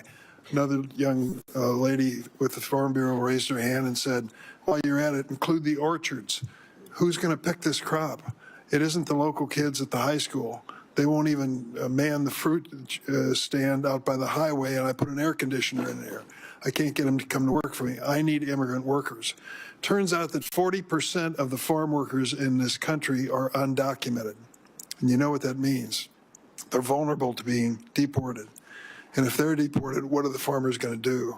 For a lot of them and for a lot of different industries, immigration is critical. Now, your organization has said some things, some pretty strong things. Your American First Policy Institute, they've called for deportation at a scale that actually matters and massive deportation efforts. So I just need to ask you, what is your policy on immigration? We've got to get down to the real world, not the criminals. We don't want them. They shouldn't come here and they shouldn't stay. But those who work every single darn day to pick a crop that American people are not going to pick themselves, and most of them, 40%, I shouldn't say most, 40% are undocumented. So can we expect this administration to be raiding farms and going after the immigrant farm workers? Senator, thank you. And I really was grateful for our time yesterday and our time working together in the last administration. And I appreciate your kindness. I was a little late yesterday. There was some confusion and you gave me a little grace. So I really appreciate that. Yes, Senator Lujan, you as well. Listen, the president's vision of a secure border and a mass deportation at a scale that matters is something I support. I was his domestic policy director in the last White House. I have built and led an organization alongside Chad Wolf, our former Secretary of Homeland Security, at the America First Policy Institute. I want to be extremely transparent, and I think that you deserve that. That is my commitment, is to help President Trump deploy his agenda in an effective way, while at the same time defending, as if confirmed, Secretary of Agriculture, our farmers and ranchers across this country. And so having both of those, which you may argue is in conflict, but having both of those as key priorities, my job is to work with, if confirmed, the Secretary of Labor, Lori Chavez-DeRimmer from Oregon, but she herself has family farms in California and Oregon, to work with her on the H-2A program, to also work with all of you to reform and perhaps modernize that H-2A program. We'll also say that the president has been very clear that this first round will be aimed at, as you mentioned, those who have committed crimes and are criminals while inside our borders over the last 4 years. So we will follow the data. We will follow and listen to our farmers and ranchers as this is moving. And my commitment is to work with all of you to work to solve and do everything we can to make sure that none of these farms or dairy producers are put out of business. Now, I support your answer. Dangerous people shouldn't be here, and if they're here, they should be gone, period. But when we're talking massive deportation, we're gone beyond dangerous criminals. And I just wonder if we ought to give fair warning to farmers and ranchers across America that if you have immigrant labor, you can expect federal agents to come and search your property. Is that in the future for farmers and ranchers under the mass deportation plan? Sir, I have not been involved in that. The president's current plan, I cannot answer that one way or the other. I do know that my job is to ensure that as those conversations are ongoing, if confirmed, that I am part of that data collection and understanding, and that the president understands that what this means to our agriculture community. And I believe sincerely that he will execute execute his agenda that he has promised the American people, but that will never forget our ag community in so doing. Well, I certainly hope so, because these men and women and immigrant labor on our farms are doing backbreaking work every single damn day, and they've done it for years. And many of them, 40% of them, are undocumented. And if they are going to be deported, then we've seen a lot fewer fruits and vegetables that we take for granted every time we go into the store. I think that's part of the reality. When it comes to the SNAP program, the work requirement and the asset requirements, do you think we ought to apply work and asset requirements to other agricultural programs? Senator Durbin, I look forward to learning more about those. I have actually spent most of my time on SNAP in preparing for this hearing. I'm obviously aware there are 16 other nutrition programs across the United States Department of Agriculture.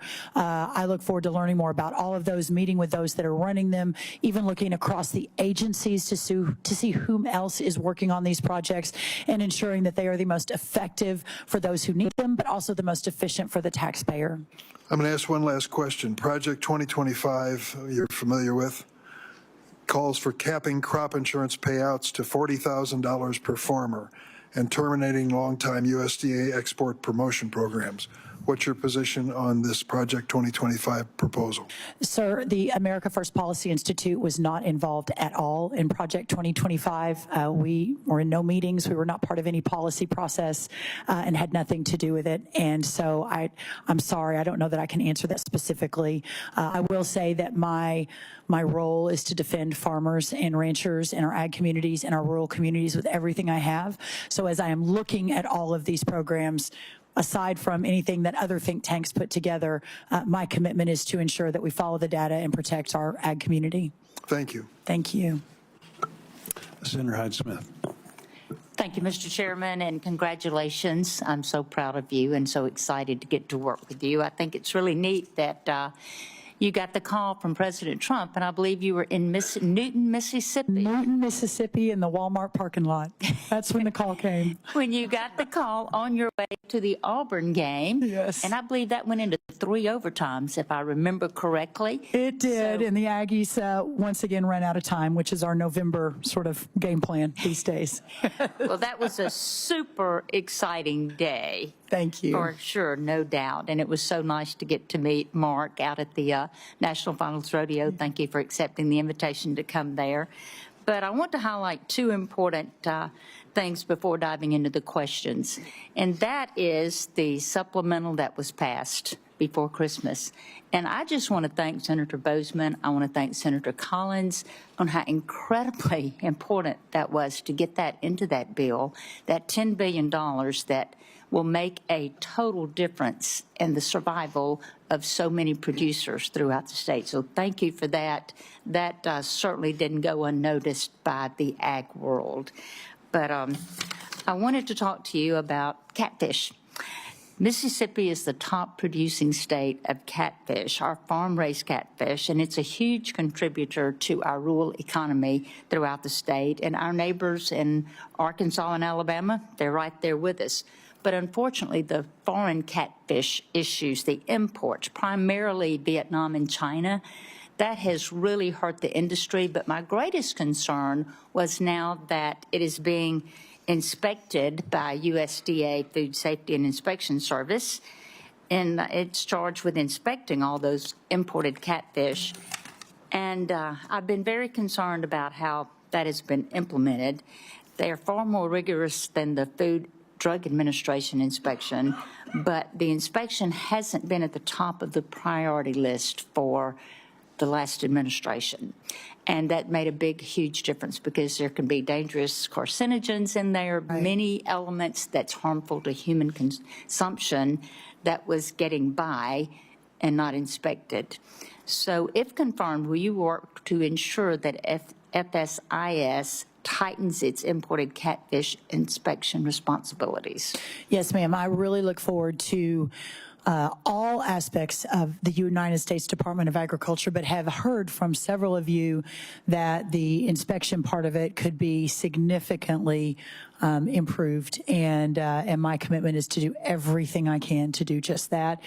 We are close to announcing an undersecretary. I should say the president is close to announcing an undersecretary in that role, and I think everyone will be very pleased when that announcement is made, and look forward to hopefully his quick confirmation and letting us get to work. Senator.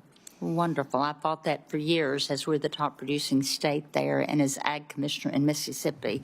And I also share your commitment, as you mentioned in your testimony, to addressing the H5N1 and the New World screwworm outbreaks as high consequences disease threatening animal agriculture. I've gotten several calls lately on that from producers that are very concerned about that. And I can remember the avian influenza threat, getting the Mississippi flocks. Betty, now that kept me up at night, and I had plenty of foam, plenty of water on standby that if we had the outbreak, we were ready. But I was also involved in reopening beef exports markets after BSE, or the mad cow dissection, and those markets took over a decade to recover, when we had countries that did not buy our beef because of that for 13 years until we got that under control. But while much attention is given to the problem of animal disease outbreaks, I want to focus on the key solution that's often overlooked, and that is the importance of USDA veterinarians. And those are so critical. And despite the hiring freeze, those professionals are essential in protecting animal and public health and ensuring food security because of these outbreaks. The vets are currently managing the H5N1 outbreak by testing meat and milk and helping producers with biosecurity practices. But unfortunately, USDA has struggled for years with inadequate veterinarian staffing. And with the animal and plant health inspection and with APHIS, a problem was made worse by a compensation system that the previous secretary described as just uncompetitive in the hearing in last Congress. But I tried to work with the previous administration to begin correcting these serious recruitment and retention problems there. But those efforts were pretty much ignored as well. But it's just extremely frustrating to know how critical it is to make sure we have the safest, cheapest food in the entire world, and it takes inspections to do that. But hopefully that will be better, and I'm going to ask for your commitment on that, as it just jeopardizes the American agriculture competitiveness by putting us at further risk for spreading disease. But the shortage affects public health and agricultural, the situations we find ourselves in, because we just sit there and hope and pray that we don't get a call that there is an outbreak of anything. The USDA Office of Personnel Management must address these veterinary personnel challenges. So my question is, will you commit to working with me toward a timely and meaningful solutions, of course, that would be in line with the President's agenda toward this personnel for these veterinarians that we need at USDA. Senator, I so look forward to doing that. And yeah, I'm not sure if you've heard, but Texas A&M has a heck of a good veterinary school, so that I'm very familiar with. So I especially on this look forward to that with you. I do think that the recruiting piece of this and you and I working together, and I believe Senator Klobuchar may be a co-chair with you on the veterinary committee here in the Senate, but across the board ensuring that your leadership and my supporting you, if confirmed, continues to be a priority, and really look forward to that. And one quick statement I want to get in to look forward to working with you on as well, once confirmed, is to address the USDA packers and stockyards rules concerning poultry. It's really caused some significant cost increase to our poultry growers, and it really doesn't have any quantifiable profits. So that's another thing that I would like to meet with you on, is packers and stockyards, the law that we all live by. Thank you so much, and I so look forward to supporting you. Thank you, Senator, so much. Senator Booker. Mr. Chairman, thank you very much. I'm excited to be here and excited to have a few moments with you. Thank you for coming by my office yesterday. I know I was the favorite office you visited, much more than You were the favorite. There were 3 favorites, and you were one of the 3. I'm glad to hear that. I know you liked my visit better than Tommy Tuberville. I'm going to jump on the moving mom bandwagon here. When you told me about the work she did, the work on PFAS, God, I hope it foreshadows some of the work we can do together. It's a real problem for American farmers, and it's something that's really important to me.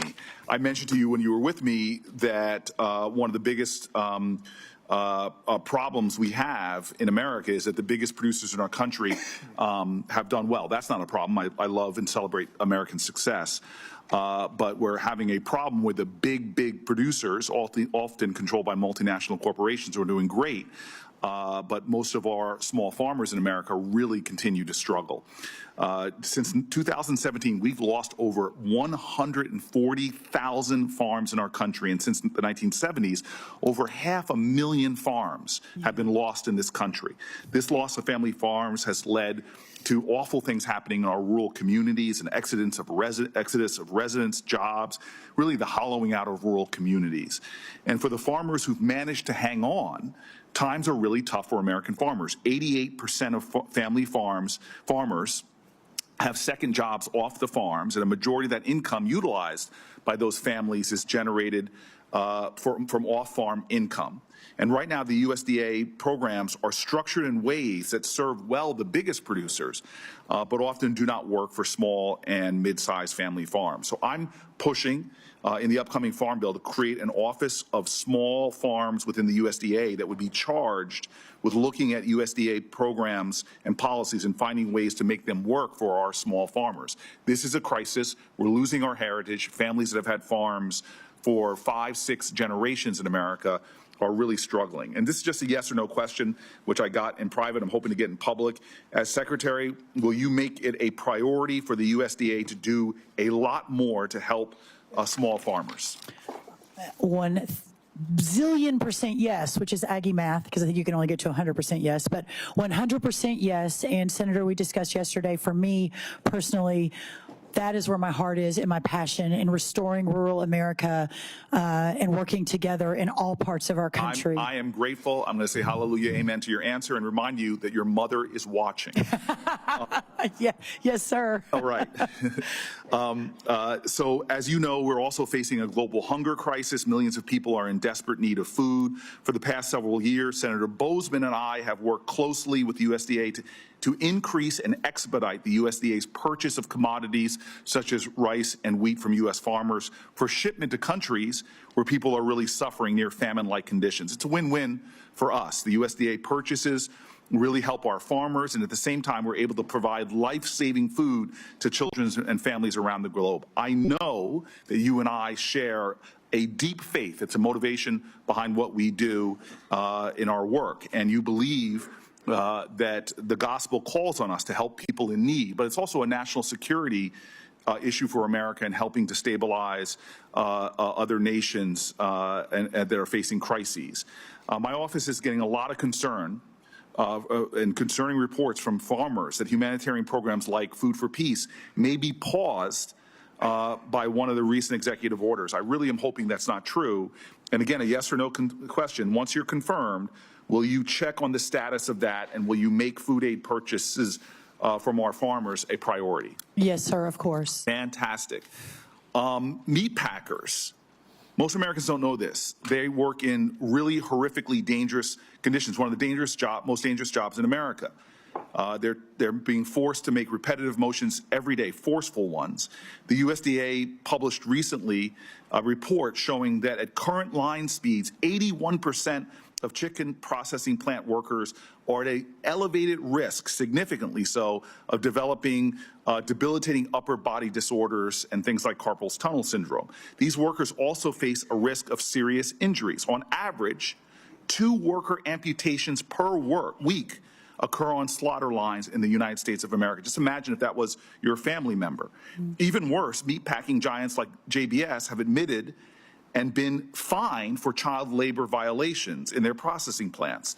The USDA currently is one of the largest buyers from these big meat packers. I have a bill with Senator Josh Hawley. It is a bipartisan bill to stop federal contracting with companies with child labor violations. As Secretary, yes or no, will you commit to using the agency's purchasing power to force these companies to end these horrific abuses, child labor practices, and bad treatment of workers? Senator Booker, I look forward to working with you on that. I don't and have not spent enough time to fully understand, to commit one way or the other, but I absolutely look forward to working with you and learning more about this issue. Sure, Holly and I will definitely talk to you more. I'm grateful for that, yes. And I'm going to speed to my last question. Ultra-processed foods in school meals. We're facing a crisis. You talked about it earlier with our children. 38% of teenagers in America have pre-diabetes, among other often chronic diseases. We have a sickness epidemic in American children. We know that if kids reach adulthood obese, they are on a trajectory of a lifetime of sickness and suffering that will cost our healthcare system inordinate amounts and cost them as well. We know that 60% of children's calories, 60% currently come from ultra-processed foods. Many of them have unhealthy levels of salt and added sugar. With our school meal program, we have an opportunity to make sure that kids get healthy, nutritious meals that empower them in school that day and for their life. But right now, kids are still getting too many of their calories in schools from ultra-processed meals. Yes or no? If confirmed, will you commit to dealing with this crisis and really focusing on improving children's nutrition by reducing the amount of ultra-processed foods in our school meal program? The answer is yes, but I want to add to that, if you don't mind. As I mentioned with Chairman Bozeman, I do think this is a crisis, and I do agree with you. And I think before my friend RFK Jr. Bobby Kennedy came on the scene, I believe that was in August, and became part of the America First movement, that this particular issue, while really important, was not necessarily at the top of the America First agenda. At AFPI, America First, we had some people working on it, but didn't expect it to be a priority in the administration. I am encouraged that it is now a priority and look forward to working with everyone. I am so grateful for that. This is not a question because my time's expired, but Prop 12 coming out of California, this Packers and Stockyard Act, I know you will be open to us bringing you small family farmers, independent family farmers who show that Prop 12 has opened up new opportunities for them, and the Packers and Stockyard Act is protecting them, and they actually want to see better enforcement. So I know you're open to us having that conversation. I will look forward to that. Thank you, Senator. Thank you. Senator Marshall. Thank you, Chairman, Ranking Member. Ms. Rollins, welcome. Thank you. Just want to know if you agree with me that whole milk is the most nutritious drink known to humankind and belongs in our school lunches. Senator, I don't know that you have met my mom yet, but this is all we had in our refrigerator growing up, not anything else, just whole milk. She is absolutely never going to let us forget this, the fact that this is coming up. But yes, this hits home to me very, very quickly. It brings back a lot of memories. So, Ms. Rollins, like many of us on this committee, you have a love, a passion for rural America, for agriculture. Tell us where that comes from and why this job is important to American agriculture and rural America, just from your heart. Senator, thank you. The fact that I'm sitting here today, that I am in the United States Capitol, that I'm sitting in front of this committee, that I am serving at the appointment of the President of the United States as one of his potential cabinet members, but yet I grew up in a town of 1,200 with a single mom with two little sisters, went to Texas A&M on an agriculture scholarship because my love, but also we needed the money. That Future Farmers of America is the organization that set my path so many years ago. I am fighting for the next Brooke, who is growing up in a little bitty town with a single mom, that her weekends are spent on horses and raising cattle and barrel racing and at Friday night football, at least in the South, and making sure that those communities continue to raise and provide thriving and incredible opportunities for the next generation of leaders so that this country can continue in the next 250 years to do what we've done in the last 250, and that is to create and govern under our founders' vision of the greatest country in the history of the world. And this work and this committee and this moment in time is the backbone to all of that. Yeah, Ms. Rollins, it reminds me of a song that growing up a Kansas farm boy is mostly having fun. And I think that's what you're describing. It was That's mostly right. having, it was a simpler time. You pointed out earlier, 90% of rural America supported President Trump in the election, over 90%. Now, every time I see the president, the first thing he asks me is, Roger, how are your farmers and ranchers doing in Kansas? Can you just share with this committee President Trump's compassion for farmers and ranchers? Do you have similar conversations with him as well? Yes. Senator, one of the illuminating moments of my time with him in the last administration, and it was, as you can imagine, an adventure beyond any imagination to be next to President Trump for 3 years and then to continue to work with him after he left the White House to build the America First Policy Institute and continue the policies for the next 100 years, not just for this moment in time. But I, in the last West Wing, I believe I'm speaking correctly, was the only person with an agriculture background. And that wasn't widely known because I was managing the entire portfolio. And but any time in any senior staff meetings or any time we were in the Oval Office and these issues would come up, he would always point to me and say, where are we on that? And it was so clear to me that that is where his heart is. I'll never forget a cabinet meeting where we were having a discussion about some big corporate entity who had asked for a very large sum in the multis of billions of dollars for a project. And that same week he had been asked for that project, he'd also visited some farmers in Georgia. And I'll never forget, I was sitting behind him because I was not part of the cabinet, I was part of the senior staff. And I'll never forget, I don't think the media was in there, but he looked at the entire cabinet and then turned, over his shoulder and looked at us who were sitting behind him as his senior team. And he said, I'm not here for those guys who are asking for billions of dollars for their new project and their market value is many, many billions and billions more. I'm here for those farmers. I am here for those men and women that I met in Georgia yesterday who are hurting but never complain, never miss a beat, never stop doing what they're called to do, which is to produce for the families across America and across the world. That is who I am here, and we all, pointing to the cabinet and the staff, are here to serve. I think that was in maybe year 2 of the 4, and I've never forgotten it. And when he called me about this job, we talked about that again. Yeah, thanks, Ms. Rollins. So obviously, agriculture, rural America is important to you. It's important to the president.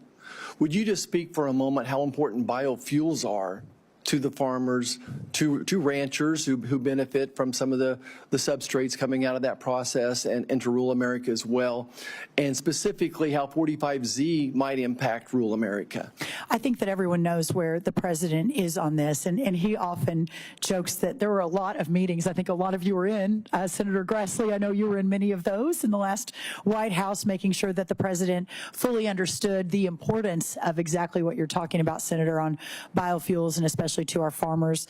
I believe that in the last 48 hours, one of his executive orders on energy actually included a mention of biofuels.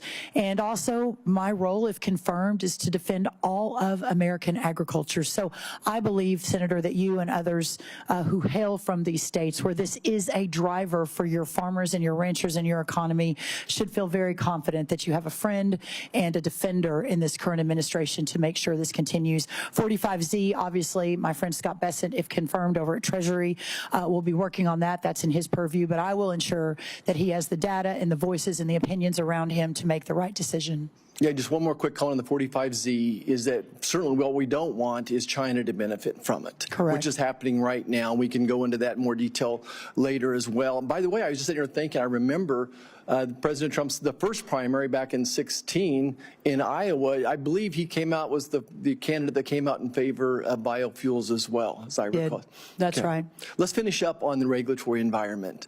Boy, I'm not sure if anything's a bigger concern to the American farmer right now than the regulatory environment.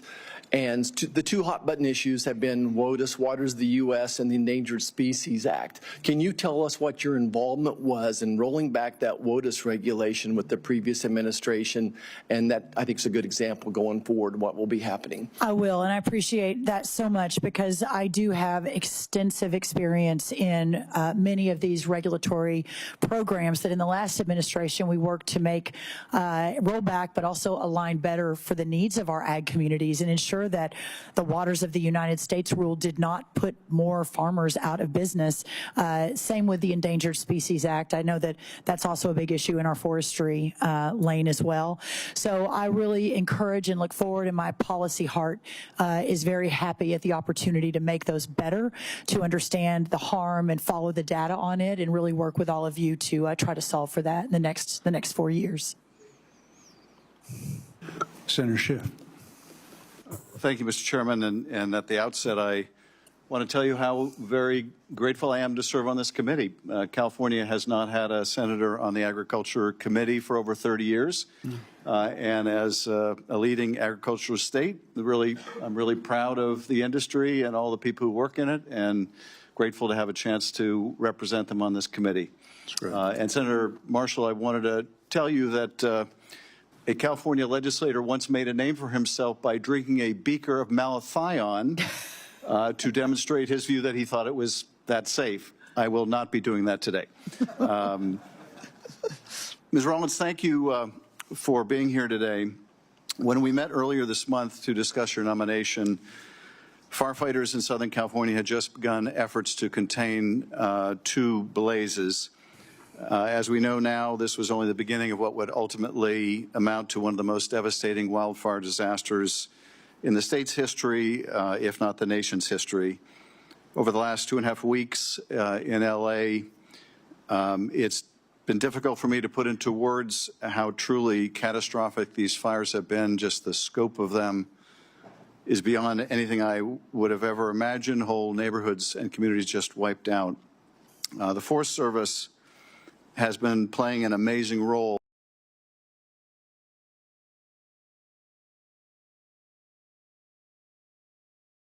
in the emergency response efforts, working hand in hand with state and local partners to secure resources and personnel.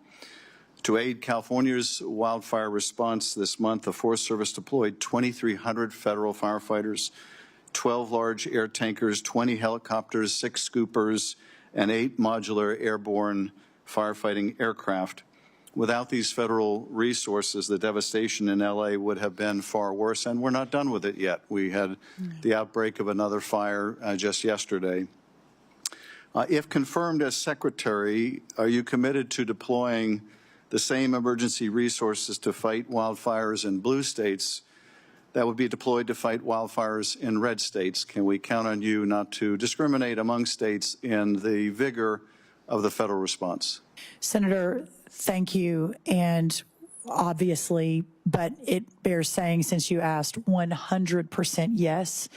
And to watch the devastation in your beautiful state has been heartbreaking for all of us, no matter if we're from red states or blue states. I think that hopefully, if there's any good that comes from this, if I'm confirmed, we can figure out how to be even a better, more impactful resource the next time this happens, and hopefully be able to work more closely, more quickly with those on the ground across blue states and red states. Thank you. I very much appreciate that. Wildland firefighters have been putting their lives on the line to protect my communities back home. And we need to make sure that we continue to encourage people to become wildland firefighters, and that their compensation is commensurate with the critical and dangerous work that they do. I was speaking with one firefighter who was, I think, an LA Fire Department firefighter, not a wildland firefighter, but nonetheless facing the same risks, who told me that he wasn't sure he was going to make it out alive, that there were fires in front of him and behind him. His communications equipment was in and out. Water was running low.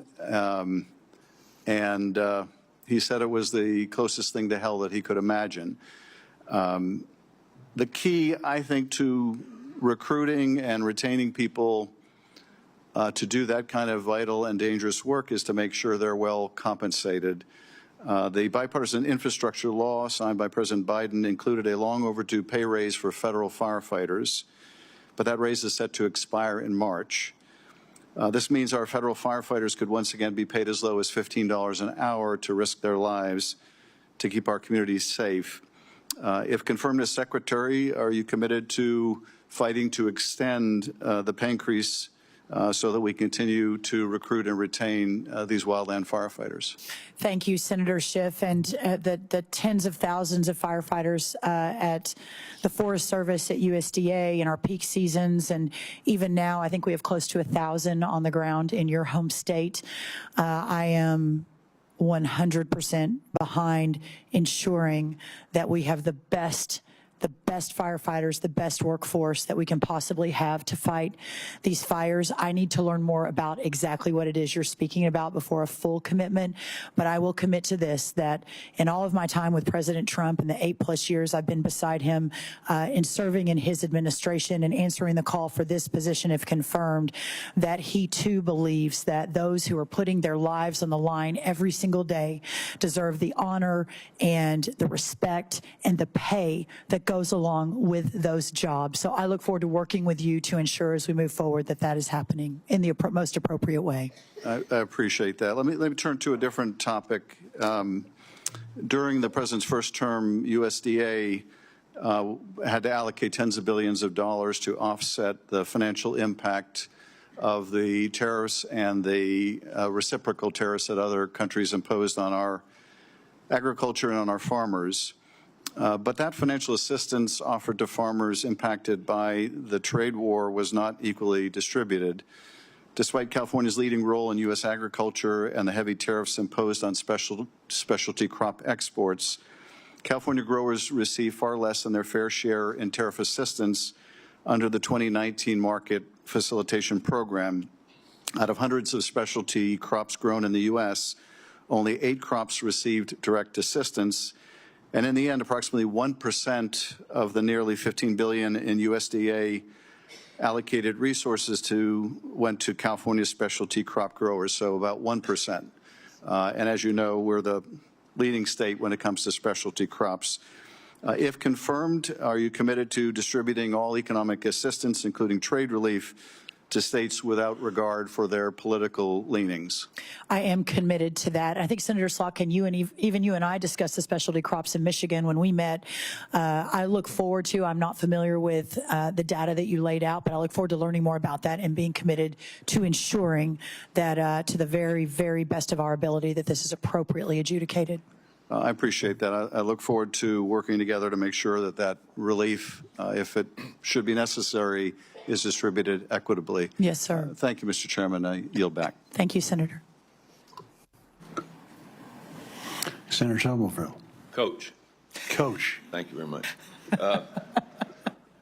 Ms. Rollins, who'd ever known?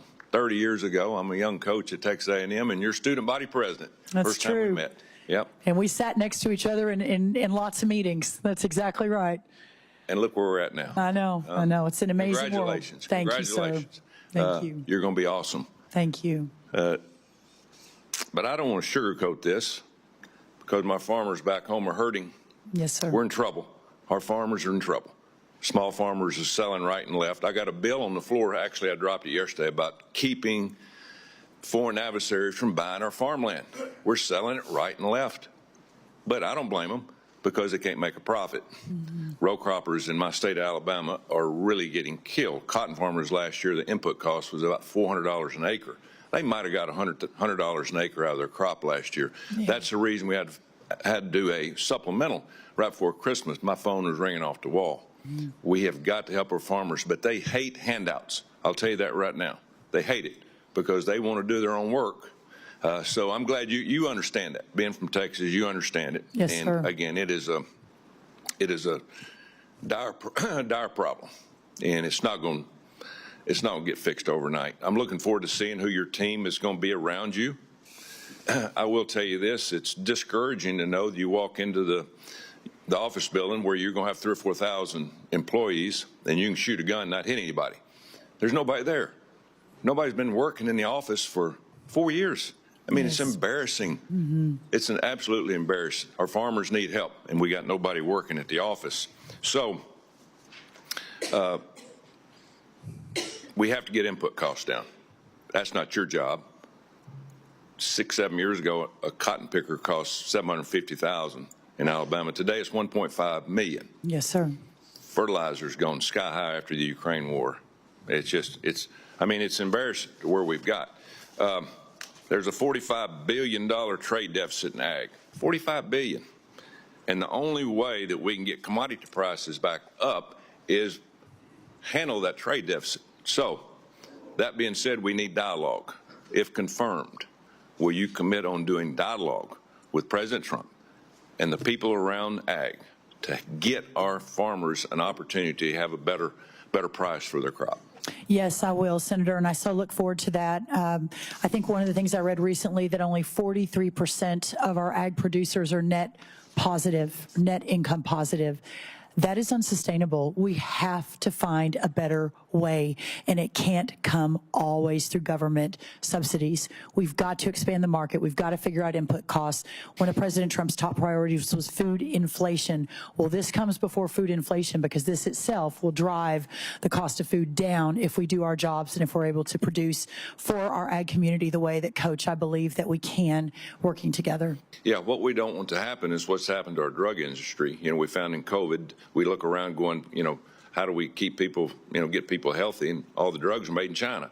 And we're going to end up in the same situation if we don't wake up and smell the roses. It's going to happen. Yeah. Again, people are selling right and left, and you can't blame them. Our small farms are going to end up being corporations like the packing houses. We only, got 3 companies now that are meat packers, and one of them's owned by China. We're headed in a direction of unknown, and it's going to take leadership from your office to get that back on the right track. Our forest industry in my state, $36 billion a year. Now, with the USDA Forest Service under your purview, what priorities do you have for the health of our forest across the country? Not just in Alabama, but we have to continue that to make sure that we have healthy wood, because it is something that we're very proud of. I know that's really important to Alabama and many of the other states that are represented here and across the United States Senate. My commitment is to hire an A++ team. We've already announced our Undersecretary, Mike Boren, for this position. I have great faith in his leadership. He is a businessman, and I think bringing to the table, hopefully with a quick confirmation process from all of you, he will bring to the table a team that will take our great firefighters in the Forest Service and hopefully realign and reorganize in a way that makes the Forest Service, including forest management, more productive, more efficient, more effective, so that we don't have the issues that we've had in these last number of years, and especially for our great producers in your state and other states. Keyword, forest management. Key 2 words. We've got to manage our forest, do it the right way. American people across the country that are not in this business they shouldn't have to pay for everything the mistakes that we make. We're broke. We're $36 trillion in debt, and it's getting worse. That's right. Every day. And we're printing $80,000 a second, by the way, and we can't sustain that. Government's way too big. Disaster relief. Disaster relief. If we've had problems with tornadoes or floods or whatever in my state, it takes at least 3 years at times to get any kind of disaster relief. 3 years. And you know as well as I do, farmers borrow money from banks for a crop, and those bankers are looking around going, where's our money? Mm-hmm. Well, we're waiting for disaster relief. And the bankers shouldn't have to deal with that, nor should the farmers. But I think there has to be a better plan for that at the end of the day. And I'm throwing all your problems out to you. You probably don't want to hear that, but we got a lot of problems that need to be fixed. Well, Senator, Coach, I believe that you and I having a conversation with our Commander-in-Chief, and the fact that it's taking 3 years to get relief will be unacceptable to him. It is unacceptable to me, and I look forward to working with you to ensure that we do better, much, much better than that. Thank you. Good luck. Thank you, sir. Thank you. Senator Welsh. Thank you. Thank you very much. I don't want the coach to be upset, but when you ask the question, how did you both get here? I kind of get it, how you got here. I'm still trying to figure out about the coach. How Coach got here? But you did another thing that really is astonishing. Senator Cruz gave you a very nice introduction. And he, you know, I didn't know something that he's kept on the down low. He actually has a sense of humor. So this is a pretty astonishing hearing. It's a new day. It is. And thank you for your visit to my office and your enthusiasm about rural America. And I'm so delighted to be working with our new ranking member and our new chair to try to strengthen rural America. And I share the, I think, point of view strongly held by members of this committee that rural America really is about the great values and strength of America, hard work, family, community. And rural America has been under brutal pressure, and I think every single one of us wants to do everything we can to strengthen it, because a strong rural America is a strong America. A couple of things. We have been really blessed in Vermont with a very responsive Department of Agriculture. The Rural Development Organization in Vermont has helped us through the floods of July 23 and July 24. It has used opportunities to strengthen the economy for farmers. So I just want to make certain that some of the things that have really been helpful to us, we can have some confidence will continue should you be the new Secretary of Agriculture. Number one, we've got under the previous administration, there was $40 million that went to Vermont for energy efficiency programs.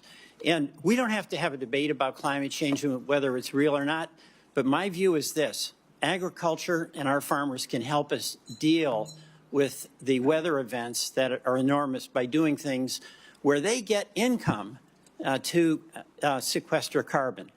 So without having the climate change discussion, I want to make certain that I can have some confidence that our farmers who are adopting regenerative agricultural practices, organic agriculture, are doing things that by all estimations make for good, healthy crops, but also reduce carbon emissions, that will continue to make that possible, and they'll get paid to do it, not just be asked through regulations to bear the burden. Senator Welch, thank you, and love visiting with you, and excited to come to Vermont if invited. I loved our conversation, and we actually talked about the workforce at USDA, at least those that you have interacted with and worked with, and hearing from you how excellent the service was and the good job that they did meant a lot to me, and I look forward to learning more and meeting them if confirmed. I think it's important to recognize, Senator, I will always have an open dialogue with all of you. I think I gave all of you my cell phone. No, you did. I did. Let me go on to the next one, because I just want to go through a few things. You know, another issue is labor on the farm. We can't milk our cows. We literally can't milk our cows without immigrant labor. And I'm for a secure border. I think all of us here are, but I'm also for legal immigration. And that is a real challenge for our dairy farmers, and I want to make sure that whatever we do to secure the border doesn't deprive our hardworking dairy farms and farmers access to the labor that they absolutely depend on. Can you comment on that? Senator, yes, thank you. And I appreciate everyone's commitment to a secure border. You are not the only one on this side of the room that has made the point that that's really important. But I know there is great concern amongst our ag community on what immigration under President Trump will look like. My commitment to you is this: that understanding the data and understanding the impact of those in the ag community, dairy farms, I think especially, are concerned, but everybody is, ensuring that we're working with the nominee over at Labor, Lori Chavez-Drimmer, who is from Oregon. So we will work together on that. Yes, sir. And you appreciate the importance of having access to that labor for our dairy farms and others as well. I know that these cows need to be milked 24 hours a day, 7 days a week. It doesn't go away. If there's no one to milk them, that's big trouble. All right. Another thing, a shared view that a lot of the incredible challenges farmers have are because they don't control the weather.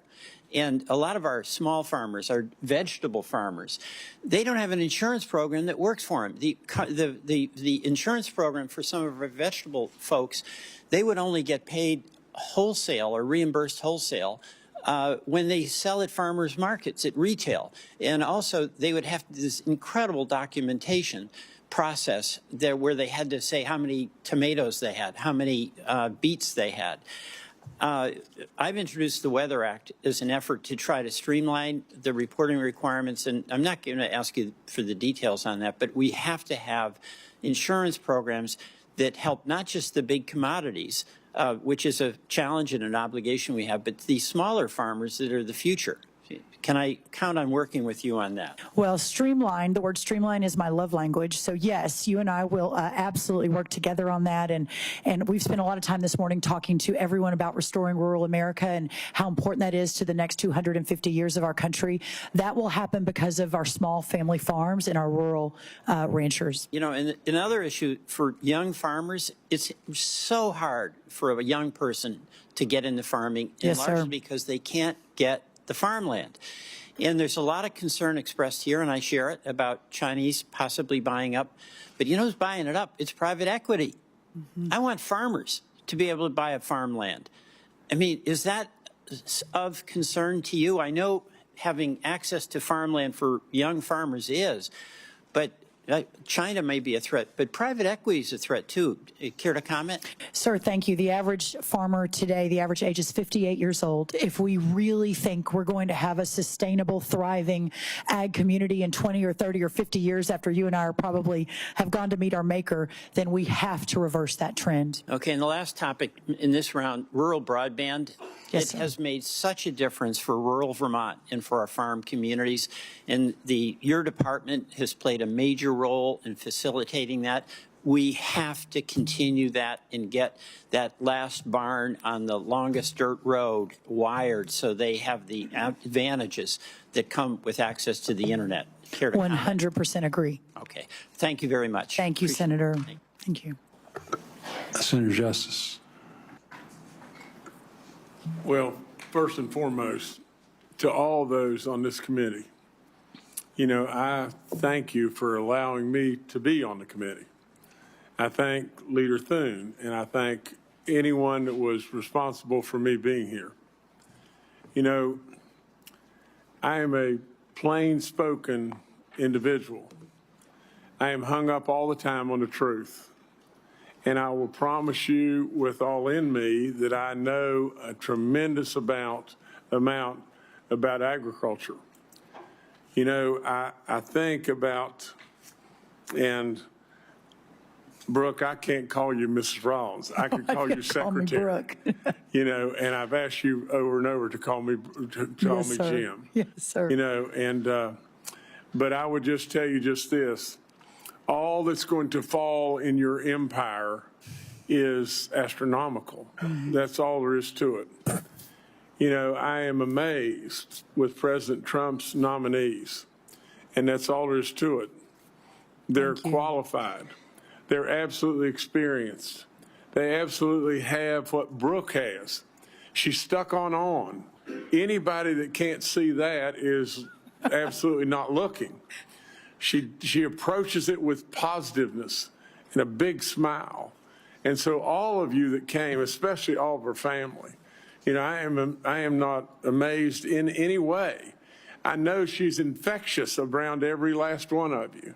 And absolutely you will be a tremendous secretary. That's all there is to it. Now let me just say, let me deviate just a little bit. And let me just tell you just this. And this is my view. The American family farm has got to be protected like none other. Right today, right now, you know, what we have is the average size of the American family farm is 450 plus or minus acres. Now, you just think about it. What are they doing right now? What are they doing right now? You know, maybe in Wyoming, it may very well be 30 below zero, and they're out on a snowmobile or a horse trying to feed their cattle. And maybe if they were a dairyman wherever, or you know, or lady, wherever it may be, there's never a day off. Never a day off. The cows have to be milked. There is never a day off. And whether it be maybe just that little farm that's sitting trying to figure out how in the world, with fertilizer prices or whatever it may be, how in the world can we make ends come out or ends work? And just think about this. They're probably driving a 12-year-old pickup truck. They're trying every way they possibly can, and every year they're in a Texas Hold'em game where they shove everything all in, every single year. Now, with all that being said, just think about it. What happens if we lose our American small farm? What happens to where do we go? You know, corporate interests and on and on and on. They're a productive engine like you can't imagine on the planet. You can never imagine their productivity. They're a treasure to every single last one of us. And we better protect them and keep them on that farm. You know, they can cash out today with their land, most all, and have a lifestyle that is so much better than their earnings every single year. And why do they do it? They do it because of one thing. They love what they do. They're the best of the best, and they love what they do. And we got to keep them there, and we got to protect them in every single way. I know it in my heart, and I believe it with all my soul. You know, if you'll just step back and look, the grocery stores a mile long, food beyond belief. Now, I know we've had an increase in food prices, and we need to do something about that if we possibly can. But with all that, we enjoy a luxury that is off the chart. That what we throw away, many around the world would beg to have what we throw away. It's a luxury beyond belief. And that small farm that I'm talking about provides us that luxury. And Brooke, I've really only got one question for you, and it's just this.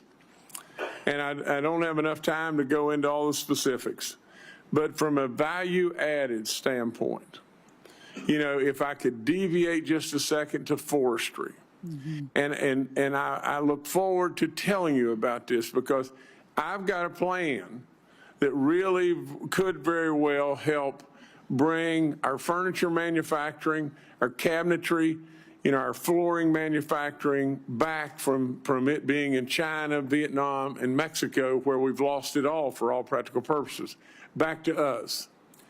We'll talk about that. But I want to hear that you are really supportive of value-added products because it is so important to getting our manufacturing at home and what President Trump absolutely believes and wants more than anything. Again, I am all in with your nomination, 1,000%. You will do an amazing job. There's no question about it. But please comment on the value added, please. Sir, there is no excuse why everything in American agriculture and America in general, but we're here to talk about ag, is not the best of the world, that everything that we work on is of the most excellent approach, and that we continue to build and feed and thrive and preserve the American heritage of the greatest farmers in the world. I'm telling you, and everybody should pay close attention. She's a superstar. Thank you, sir. And we need her. We need her. So Thank you, sir. Maybe it's premature, but congratulations. As long as I have baby dogs support, that's the important You got thing. baby dog with you every single day. Thank you, sir. I so appreciate that. Thank you. Thank you. Baby dog was the difference in you getting on the committee or not. Baby dog We like you. trumps We really me like every baby single dog. day. Senator Warnock. I don't know how to follow that. Welcome to the committee. Thank you, sir. Thank you, Chairman Bozeman. I want to take a moment to congratulate you and Ranking Member Klobuchar on your appointments to lead this committee. I look forward to working with both of you. I've met with each of you, and I've enjoyed our relationship and the work that we've tried to do and the work we've done. Ms. Rollins, good morning. And welcome to you and also to your family and all those who are here to support you. And congratulations on your nomination. Thank you. I enjoyed also meeting with you last month to discuss your nomination and plans for USDA. And this morning, I'd just like to follow up on some of the issues, many of which we've already discussed. But first, it has come to my attention that a recent executive order has led to the potential termination of USDA's liaisons to our 1890 land grant institutions like Fort Valley State University in Fort Valley, Georgia. There is strong bipartisan support for these institutions. They've done an incredible job, often doing so much for so many with so very little for such a long time that it's lost on people, the work that these institutions every day. I'm deeply concerned about this and the actions to shut out their voices at USDA. Ms. Rollins, if you are confirmed, will you commit to supporting our 1890 institutions? Sir, I believe Prairie View A&M is one of those 1890 institutions, which I'm very familiar with and partnered as a student at Texas A&M and in the last administration worked with. I am not familiar with exactly what you're speaking of, but my commitment to you is to find out and to continue a really important discussion and to learn more about the issue. Well, the executive order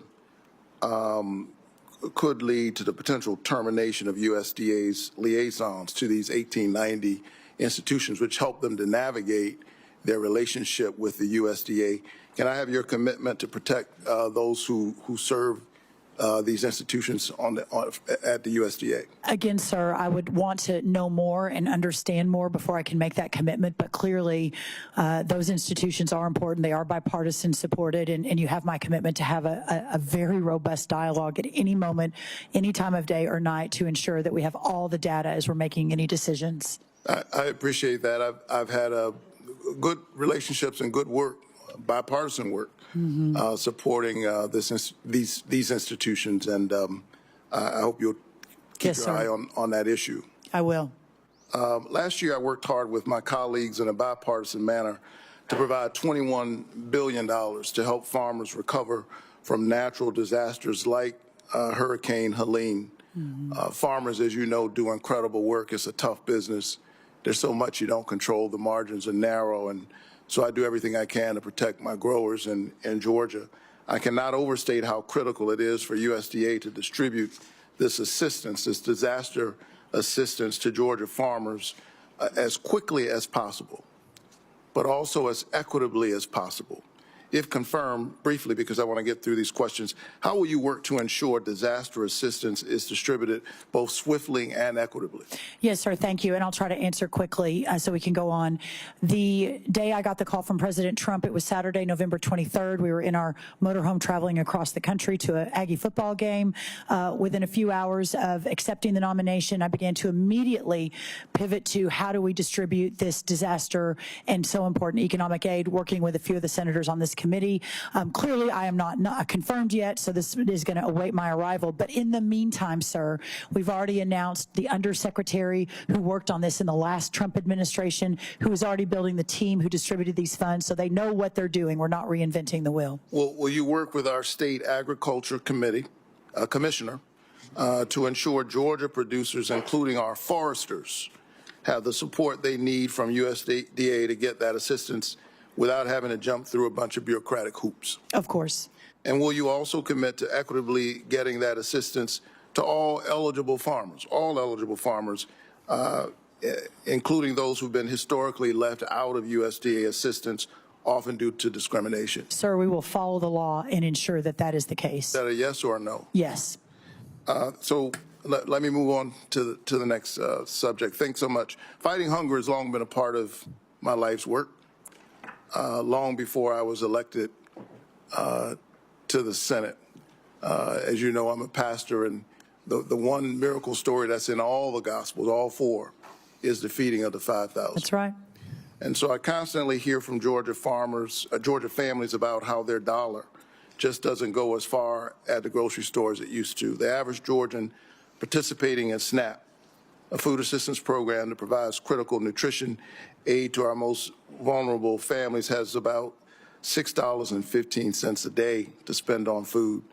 In your view, is $6.15 a day adequate to avoid Hunger for Georgia Families? Sir, this is a supplemental program. I am just getting my arms around it. There is few that will be in my role, if confirmed, that have a passion for this more than I do. Serving those who are most in need, as you and I discussed in your office, is a driving force of my entire life. It almost sent me to seminary, but I ended up in public policy instead. So you have my wholehearted commitment to look and ensure that the people who need this the most are receiving it in the best way possible, but at the same time ensuring that all of the tax dollars that are spent on it are also spent in the best way possible. One of the things, as these families struggle, one of the things that I'm concerned about are proposals to slash this critical assistance and create additional work verification red tape for families participating in these programs. Do you think creating more bureaucratic red tape for families will help them purchase nutritious food?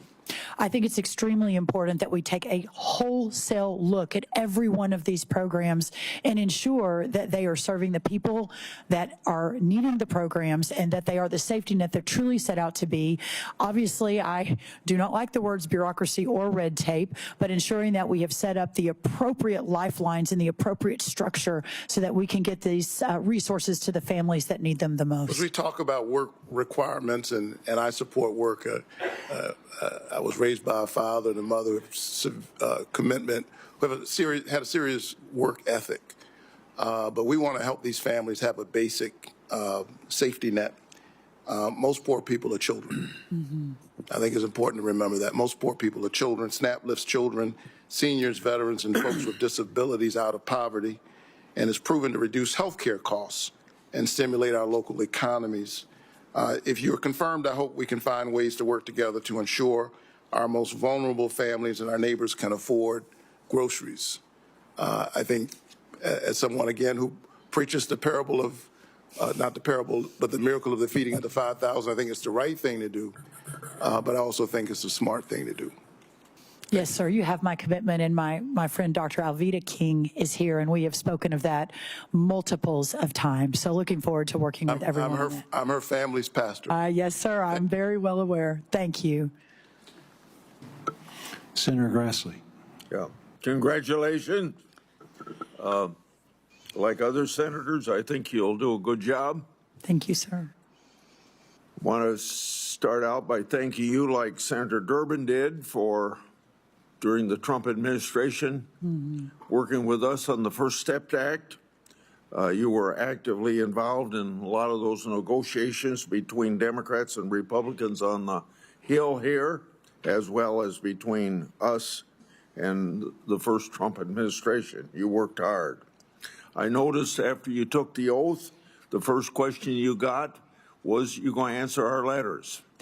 Remember what I told you in my office? Oh, yes, sir. As I tell every confirmed person coming to my office that you ought to say maybe, because I pointed out to you how I had 158 letters to the Justice Department that are still unanswered.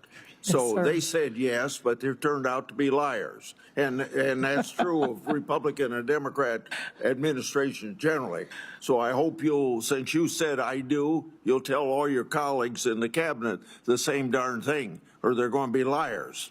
So Yes, sir. I hear you loud and clear, and I have to believe with 100,000 employees at USDA, we'll be able to answer your letters to the best of my ability, sir. But yes.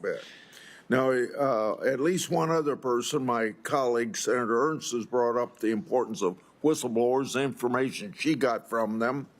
I'm not sure that I want to ask you a question. I just want to tell you what is on my mind, and that is you've got tens of thousands of people working under you. You can't know what they do. And you ought to listen to whistleblowers, and it's not you yourself listening whistleblowers, it's you establishing a culture within your agency that middle management's going to listen to whistleblowers, because then they don't have to come and bother me. I got 38 investigations going. Most of it have come from whistleblower information about fraud or about the law not being followed or misspending of money and all that. So listen to whistleblowers, will you? Yes, sir. You have my 100% commitment. We talked about it in your office, and I really look forward to that. Yeah. the next thing is the legal term actively engaged in farming is not enforced. We got too many people on Wall Street getting farm payments that shouldn't be getting them. So I want you to make sure that all of this manipulation that has gone on in the Department of Agriculture under both Republicans and Democrats to dilute the term actively engaged, and I'm being a little facetious when I say this, but you ought to at least have dirt under your fingernails if you're going to get payments from the taxpayers for your farming operation. So I expect actively engaged to be fully enforced by you, and however it's been diluted, you ought to take a look at it and make sure that it is stiffer than what it otherwise was.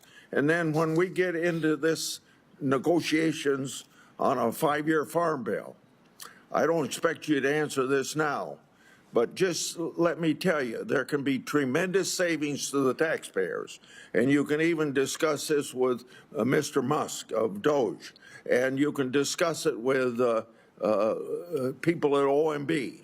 If you can put a cap on what one farmer can get from the farm program, so we aren't subsidizing big farmers to get bigger. And I got nothing wrong with the marketplace working for people get as big as they want to get, but we shouldn't be subsidizing. The whole point of an agricultural 5-year farm bill safety net is to protect people that are medium and small size farmers that can't control what happens to them, whether it's a natural disaster or a Carter grain embargo or some war in Kiev. Big farmers can handle that, but small farmers can't. And that seems to me for the same reason we put out disaster relief for farmers in the bill that just passed before Christmas, and you're going to administer. There's the same reason that we have a safety net for farmers on prices generally and things beyond their control. So I try every farm bill to get this done. And the most successful farm bill I had, and I hope I'm successful in this farm bill, was 2015 when I got a cap put on in both the House and Senate in exactly the same language, and it shouldn't have been diluted at all or changed at all when it goes to conference, because those are the rules of conference. But the congressman from Texas, I don't know his name, that was chairman of the Ag Committee at that time, and you probably know who he was. He did not like it, and he diluted it to it's practically meaningless at this point. So if you want to save some taxpayers' money, look at that issue when I bring it up again. Thank you, sir. Another thing is we had the first Trump administration. We had a couple times in the Biden administration use money from the Commodity Credit Corporation that I don't think should have been used. And the power of the purse, as you know, rests with Congress under Article 1 of the Constitution. And money can't be spent without authority of Congress. And billions have been wasted that way. And I hope you don't get involved in wasting those dollars again. I'll end with the Packers and Stockyards Act. I think it's stronger than anything that the Justice Department can do under antitrust laws to protect the welfare of the farmer, to make sure that the marketplace is working. And thank God, Vilsack, just before he left office, put out some regulations that will help enforce Packers and Stockyards Act, particularly to protect livestock producers in highly concentrated areas of agriculture, or the poultry grower payment system, the capital improvement payment system. The American Farm Bureau Federation has spoken positively about these issues. I think there were some more that are on the books that maybe you can take a look at that he didn't get around to putting out because maybe they're a little more controversial. But the Packaging and Stockyards Act is the most effective tool to make sure that the marketplace works for the American farmer. Thank you. Thank you, Senator. And I am really looking forward to working with you and continuing to move forward, and especially focusing on our small family farms in rural America. Senator Slotkin. Thank you. Congratulations, Mr. Chairman and Madam Ranking Chairman. I'm honored to be here as the successor of Debbie Stabenow, our esteemed former chairman, the queen of Michigan agriculture. We miss her, and I have really, really big shoes to fill there. Thank you for our conversation in my office. I appreciate your positive approach to meeting with everybody. And I have the honor to live on my family farm, which used to be beef cattle, is now soy and corn alternatively. But I'm also a former CIA officer, Pentagon official. So I really come to the Ag Committee with a sense that food security is national security, and the United States should always be able to feed itself by itself, and everything flows from there. If people agree, then there's a lot of policies that become pretty clear, the sale of our land to foreign governments or to private equity, all of those things. So I think that's the approach that I tend to take. I'm also from Michigan. We're not Kansas. We're not Iowa. We are specialty crops, right? We have the second most diverse agricultural sector in the country after California. We take pride in not doing monocropping and doing a lot of fruits and vegetables and a lot of other things. So this is why I'm particularly concerned about the tariffs. Everyone's talking about tariffs. Mr. Trump is throwing them around, and I just want to review the bidding to make sure, particularly with your agency, that we're all on the same page on what happened the last time President Trump put on tariffs, what happened specifically to our farmers. So just to review the bidding, President Trump announced 25% tariffs on Chinese products, batteries, TVs, medical devices. Again, I certainly understand the instinct as a CIA officer, right? I want to push back on China. China retaliated and put 25% tariffs on soybeans, fruits, pork, and some other items. Then we got into a trade war. We started adding more things to the list. They started adding more things to the list. It went on and on and on and back and forth. Suddenly our farmers across the country are screaming bloody murder because the markets that they used to have access to, no one wanted to buy our stuff because it had that 25% tariff. We felt that very acutely. So what did we do? Because we felt, under the Trump administration, people rightfully felt like our farmers were getting the shaft here. They raided the CCC account, the emergency rainy day account that you will have, control over, for $23 billion to give subsidies to our farmers. So we put on the tariff, got into a trade war, ended up, our farmers were in trouble. We paid them off. And everyone's here has said no farmer wants a subsidy. They want to work. Right? They want to get paid a fair rate for their crop. That emergency fund is the same fund that helps us with things like avian flu that we're now dealing with all over the country. So you can imagine, as a Michigander, the throwing around of tariffs, particularly with Canada, Mexico, a bunch of other places. I'm trepidatious that this is going to come back to our farmers. And when you get confirmed, and it looks like you will swear an oath to the Constitution of the United States, not to President Trump. So can you say, I know you've said it, but for the Michiganders watching, that you will throw your body in front of the bus to make sure that any political talking point on tariffs that may sound good is actually truly tested against how it will impact our farmers, like it was not last time around? Senator, I appreciate your passion. I share it. And I think we are similar in a lot of ways. And yes, my commitment is that there will be no sleeping, that we will work around the clock to ensure that our ag communities across this country are represented in those discussions and at the table.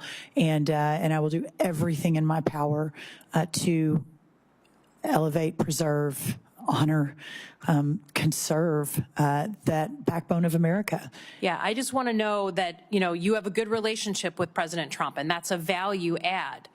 So use it. to help our farmers, not just a political talking point. We all want to punch back on China, most of us, but it's got to fit reality here and not end up boomeranging on us like it did last time. Next is avian flu. We talked about this as well in my office. Michigan has had has been dealing with this. Lots of states around the country are dealing with it. We've had human beings, a few getting ill, one passed away. We now see it in cats, household pets that are eating birds that have it, that kind of thing. And, what we've seen, I think Michigan has gotten decently high marks for handling it well because we've cooperated with the federal government, right? But there's a lot of folks around the country that are not so friendly with the federal government. You are going to be, the federal government, having to put some muscle behind some of our rules so that we don't see the spread, right? So we don't, again, we're all, right now, you cannot get a dozen eggs around Holly, Michigan, where I live, for less than $4.69 a dozen. It used to be $2. So please tell me what you're going to do in the federal government role that you're about to take to make sure that we stem the spread of avian flu, even to states and farmers who are not so friendly with the federal government. Yeah. Thank you, Senator. And I do remember our conversation. It is certainly a top priority. I know in my opening remarks, it is one of my top 4 priorities on day one, putting the right team in place to ensure that, that what you discussed and outlined is happening. I do believe that with my depth of experience with working at all levels of government, specifically at the state level. I've been working closely, I believe probably mostly Republican, maybe all Republican, but all the ag commissioners I'm already in contact with, and if confirmed, will continue to work closely with them. I think there's no doubt that the all of government approach, working with the stakeholder community, but also the state and local officials, is going to be extremely important. And to your point about food security at the top of your remarks, that remains paramount, I think, for all of us. Yeah. And then lastly, I'll just echo some of Senator Warnock's comments. We have seen in versions of the Farm Bill that were created in the past year, both in the House and the Senate, that SNAP is usually the bill payer for at least part of it. In cuts to SNAP, and then additional subsidies to some of our farmers, frankly, particularly farmers down south. I understand that that's popular. I would just ask you again to look into your heart. If the majority of poor people are children, that's not a work requirement that they can meet, right? So please just remember the children and be thoughtful about our approach on SNAP, not just, again, a political talking point. I will, Thank you. Senator. I yield back. Thank you. Thank you. Senator Fisher. Thank you, Senator Bozeman, and congratulations on your gavel. Look forward to working with you and with the ranking member. Thank you. Ms. Rollins, so good to see you. I really, really appreciated you coming to the office last month and the great discussion that we had. As you know, the agricultural industry is the economic engine of Nebraska. We grow a lot of corn and beans and wheat and sugar beets and livestock. So we understand the necessity of having that strong economy for our state, that food security, how important it is for our country, and I look forward to working with you in the future on that. Thank you. You noted in your testimony that we must demand strong and steady markets for our agricultural bounty, and this is a statement that I hear consistently from our producers as well. One of those really important markets for Nebraska's agriculture is biofuels. In his day one actions, President Trump emphasized the need for our country to be energy dominant. The president has long recognized that ag producers have a role to play in producing abundant homegrown energy, and he took steps in his executive order declaring a national energy emergency so that we can continue to allow for the sale of E15 year-round. And I've long led an effort to make this policy permanent. And I look forward to working with my colleagues to deliver on that part of the president's agenda. We know that there's going to be a number of other biofuel decisions that will be made in the coming months that will have significant impacts on the biofuel market. I know you've heard from a number of my colleagues on this committee about the importance of that. Can you just speak briefly about how you view the importance of biofuel markets for our farmers? I will. And Senator, thank you. Love being in your office and meeting Fred Fisher, and really look forward to hopefully having more conversations in your office and in your home state of Nebraska, which is one of the shining stars of our country. In the last few months, since the announcement was made that I was going to be, hopefully if confirmed, joining this administration and the cabinet as the head of USDA, I have had multiples of conversations with many of you on the committee and outside the committee. Your governor flew to Texas to give me a couple of hours of his time to make sure I understood specifically within your state, but frankly, how this affects so much of the Midwest and in our corn states. My commitment is to defend and protect and fight for all of American agriculture. Clearly, in the last administration, this issue was under the National Economic Council, Larry Kudlow, so I didn't manage it under the Domestic Policy Council, but I was certainly in a lot of the meetings, which there were a lot of meetings, President Trump would tell you, in the Oval Office about this. His executive order in the last few days mentioning biofuels as part of his all of the above strategy to reclaim energy dominance across the world is important. President Trump was very generous with his time and his previous time in the Oval Office, and he's correct. We had a lot of meetings in the Oval Office. So I think know he said 27.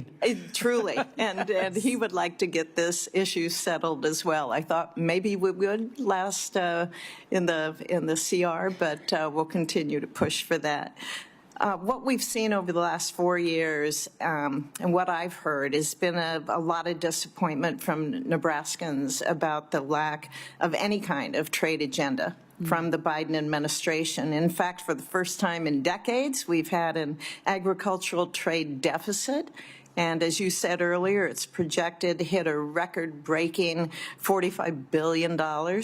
I understand there can be a variety of factors that impact a trade deficit, but I am concerned that part of this stems from there being really any kind of clear agricultural trade agenda from the last administration.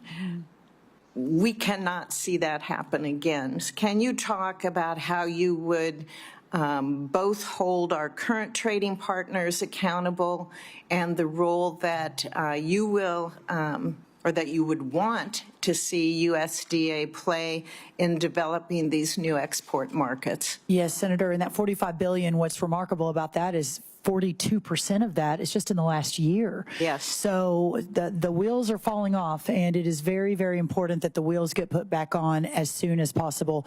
I think for those that know me for a long time, but even Senator, you and I have just gotten to know each other in the recent months, know that I am a relentless cheerleader for whatever it is that I have been called to do, and for this moment in my life and to meet this moment, as Scripture says, I am called to take agriculture to preserve our rural communities and take our products to the world and work around the clock to ensure that that sort of trade deficit begins to peel back, and hopefully by the end of our time here in the next 4 years is completely gone, and in fact we are back in the positive, and I believe we can do that. I mentioned earlier, I think President Trump is the consummate deal maker. His heart for rural America and for our farmers and ranchers, I think, will hopefully lead the way. I certainly will be right next to him, whispering in his ear as we move forward on this, and I think and hope and pray that we can begin to solve for this immediately. Great.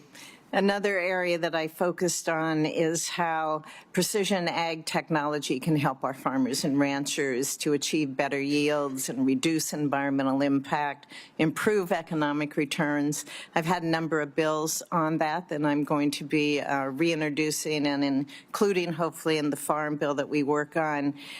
Additionally, myself and really the entire Nebraska delegation, along with the University of Nebraska at Lincoln, have been working in a very close partnership with the Ag Research Service on the National Center for Resilience and Regenerative Precision Ag at the University Innovation Campus. And last May we broke ground on that facility, and I hope that I can continue to work with you to make sure that we get that facility completed. Can I get your commitment to continue working with me on this facility? Can I get your commitment to come to Nebraska? We had Sonny Perdue out at the ranch and had a great barbecue with neighbors. We can do that. And another trip, we can get you to Lincoln and see the ARS facility, what we're doing there. That would be my great honor. Great. Thank you. Thank you, Senator. Senator Lujan. Thank you, Mr. Chairman. Representative, welcome to the committee, Representative Kerwin. I know that most folks have been recognizing you, but we just want to say welcome. I look forward to working with you in whatever capacity we can. My late father also served in the New Mexico legislature and very much appreciated some of those good projects that he had with some of the new family, if you will, the extended family of members from Texas I got to know as a young person. So welcome to the committee. Mrs. Rollins, thank you for being here. I very much appreciated the conversation that we had in the office as well. And one of the areas I shared in our conversation is something that I hold deeply, as I expressed to you, which is that every American should be able to have food on their table. No one should go hungry in America, no matter what zip code or area code they live in, or no matter how much money they make. I appreciated my colleagues raising issues in some of these areas with nutritional programs. And given the important role that the Secretary of Agriculture plays in administering federal nutritional programs, I'd like to better understand your vision for them. Now, I did my due diligence to go through the America First Policy Institute's documents, but I wasn't able to find anything that I could digest. Try the wrong word to use. When it comes to addressing hunger in America, yes. Do you agree that in America that, let me ask it this way, do you believe that in an America that is truly great, that our children don't go hungry? Yes. Updates to the Thrifty Food Plan in 2000 and 2021, a program that you'd have a lot of say over, lifted about 2.4 million SNAP participants, including 1 million children, out of poverty. That's good. It's not great yet because we haven't done it all, but it's a good start. Now, Ms. Rollins, yes or no, will you commit to opposing any cuts to SNAP that would prevent Americans, including millions of children, from putting food on their table? Senator, probably not surprising to you, I can't commit to that. Obviously, it is of utmost importance to me, and you and I discussed that we solve this, that it isn't just hunger, it's nutrition as well for so many of our children that don't have access to those programs. But I also know that I have a duty to the taxpayer who is funding in significant numbers those programs. I sincerely believe, Senator, that working together and working with other members of this committee, it's important to Chairman Bozeman as well, that we can find a solution that may or may not end up in cuts. I don't know. That is something I need to spend more time on, research the data, meet with more people. I can't make that commitment to you today, but I can make the commitment to you for a lot of time, a lot of thought, a lot of conversation as we move down that road. I appreciate that. You know, I'm always reminded that budgets are a reflection of values, depending on how those budgets are put forth as well. And I certainly hope that in America, while we all have a responsibility, with fiscal responsibility, that our priorities would say children shouldn't go hungry in America. And I hope that's something that we can find some commonality on down the road. Now, I want to drill into something more specific, which is a program called WIC. It's a program for women, infants, and children, also a food program. It's one of those acronym programs you talked about that are over at the Department of Agriculture. For decades, Republicans and Democrats have supported full funding for this program, meaning that no eligible mother or child who applies for the program is turned away. In your capacity as Secretary, is this a program that we can count on your support with? I look forward. I believe that's one of the 16 nutrition programs across the United States Department of Agriculture purview. I have not spent as much time as I hope to in the coming days and weeks, once confirmed, to really dig into that. But clearly, my heart, this administration, I believe speaking for the full administration, clearly America is the place where everyone should have the opportunity to be in part of a safety net when needed. And WIC, I realize, is an important part of that safety net. I appreciate that response very much. Now, in the area of specialty crops, everyone here brags on whose is best. We have it. It's New Mexico. I'm going to address that right away.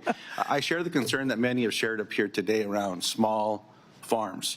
53% of New Mexico farms are 50 acres or less. I mean, the one that I'm on is under 5. I'm concerned as well with what's been happening with small farms across America. Whether it's water rights that are being gobbled up and taken off for something else, away from agricultural water rights, or who's buying them, or what they're turning into. It's one of the reasons I introduced a piece of legislation with Senator Moran, that's a Farmer-to-Farmer Education Act. I will never forget a conversation I had with a grower back home where I was asking about USDA programs years back, and he said, well, we don't do so well qualifying for those programs and all the rest. And I said, well, you're doing okay. You're doing better than most. Tell me how. And he said, I had to learn how to farm USDA. Yeah. Maybe that works for some, but not for all. Yeah. I agree with everyone that's talked about the red tape that exists for some of these programs. We've got to find a better way. These are people that are spending time producing food, growing food. They shouldn't be stuck behind a desk trying to figure out what document needs to go here, what document needs to go there. We've got to find a better way. So I appreciate your commitment already in that particular area and your commitment to work with small farms. The other area that I raised in our meeting, and I actually just got off the phone with someone, so I apologize for excusing myself, but the Hermit's Peak Calf Canyon fire. This is a fire that started a few years ago that became the largest fire in the state of New Mexico's history. What surprises a lot of folks, and I appreciate my Republican and Democratic colleagues here for supporting me and helping to create a fund specific for this fire. Right. This fire started as a prescribed burn. My brother actually called in to try to burn our ditches and some things around our house. And you have to call the local fire department, is the way our permit works. And you call them up and you say, can I burn today? And they'll tell you, nope, no burning today. He got a no burn the day that they started this prescribed burn. Got out of control. So then I got told by folks around USDA, well, very few percentage of our fires, prescribed fires, turn into big burns. About 2 months later, guess what happened in New Mexico? Yeah. We had another one. And then there was an investigation. And then that investigation showed that rather than using the infrared technology that we've all helped fund, some folks put their hands on the deal. And it didn't feel warm. And they walked away. And the winds kicked up. And we know what happens when a little coal gets a little bit of a breeze. Sometimes we do it ourselves, give it a little breath. There's got to be a better way about ensuring that the technology that we can secure, the firefighters are to get paid properly, but that we're going to follow this so that this does not happen anywhere in America again. And I'll close with this, Mr. Chairman. I very much appreciate, Mrs. Rollins, your commitment to working with Governor Noem or with FEMA and making sure when these programs exist that money gets out the door to the families that need it most. So just thank you for that. Good luck with everything. And again, Representative, honored to have you here today. Thank you, Mr. Chairman. Thank you, Senator. Senator Moran. Mr. Chairman, I would defer to the senator from South Dakota, the majority leader. Otherwise, I will feel too much pressure to be brief. Well, they told me that the majority leader was here, and it is customary that he goes, but he was trying to show his servant leadership and let you go. Well, I was trying to do the same thing, and I defer and yield to the senator from South Dakota. Okay, Senator Thune, and I think it's a real tribute. Senator Thune right now is a busy person, trying to get the railroad going here and doing a lot of different things, but it just shows how important agriculture is, not only to him, but to his state. Yeah, Moran's just trying to get one up on me here, you know that. But thank you, Mr. Chairman, and thank you, Ms. Rollins, for willingness to serve. This issue is incredibly important, as you already know, to folks on this committee. It's a #1 industry in our state of South Dakota. And so we know you're going to be great in this job and look forward to moving you along and getting you confirmed and off to work. There are several things that need to be worked on. We have a record trade deficit in agriculture, which we've never seen that before. It's been one area of our economy that we've always had trade surpluses. The emergency relief program has not worked well. There have been a lot of glitches that need to be smoothed out. We want you to jump on that one as well. And I would say among the issues that I want to touch on quickly, and you've been here forever, and we want to, so I'll try and keep this brief so my colleague from Kansas can ask questions. But I want to touch on a couple of things that are really important in my home state. As you know, I've been a longtime supporter of mandatory country of origin labeling for beef products. And I would just say that South Dakota cattle producers work really, really hard and tirelessly to produce some of the highest quality beef in the world. The system in which producers operate needs to be fair and transparent, which is, I think it's critical that we take the steps to pass legislation tasking USDA and USTR to find a path forward on mandatory country of origin labeling. So if confirmed, will you commit to working closely with my office as well as with the U.S. Trade Rep to ensure a WTO compliant path forward for mandatory country of origin labeling? Yes, sir. I look forward to that, and hopefully I can be a value add and a consensus-driven approach to that. And I really appreciate your leadership and passion for this. Thank you. Appreciate that very much. We'll look forward to that. As you know, the Black Hills is an important timber producer, and timber processors and communities depend upon the Forest Service for nearly 80% of their raw material. And in turn, the Forest Service depends on the capacity of the processors to care for and manage the forest. And I know this has been touched on already, but I want to talk specifically about the Black Hills. Since 2019, the timber sale program on the Black Hills Forest has been cut drastically. In fact, sales announced for this fiscal year are approximately 25% of what is allowed for in the current forest plan. In 2021, one of the three primary sawmills in the Black Hills closed, citing a lack of U.S. Forest Service timber sales as the primary factor. And today, the remaining sawmills are operating at 50%, incurring financial losses and trucking in material from other states. This is not sustainable. The Biden administration policies have decimated the timber industry, forest products industry in the Black Hills of South Dakota. And it's not sustainable for companies, communities, or frankly, for that matter, for the National Forest. We have got to manage our forest in a way that reduces the wildfire risk that exists out there. We're starting to see evidence of another pine beetle epidemic in the Black Hills.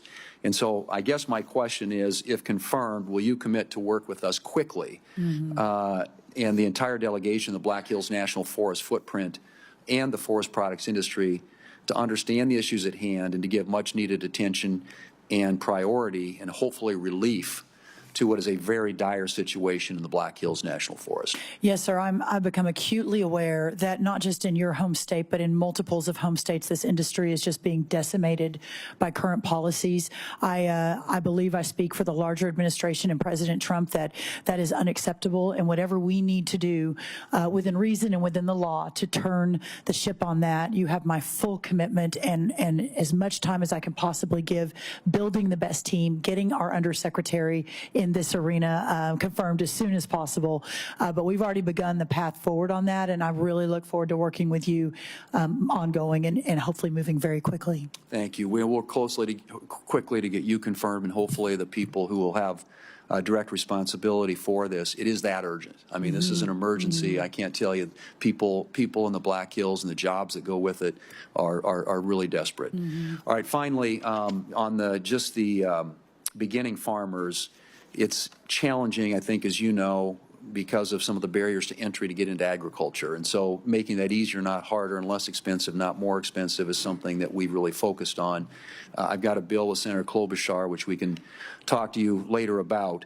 But crop insurance has always been the foundation, the cornerstone of the safety net, and we've got other programs that we try to refine each time we do a farm bill. And this farm bill, which the chairman will lead us through, will be my fifth. And so as we do that, I would encourage you to work with us to find ways to strengthen and fortify the existing safety net programs and look at ways that we can provide incentives and encourage beginning farmers and young people who desire and aspire to become involved in production agriculture to be able to do so. So, Sir, I so thank you for that. The average age of the farmer in America is 58 years old. That is not sustainable. If we hope to revivify and restore our rural communities and go back to our family farms, we have to address this immediately.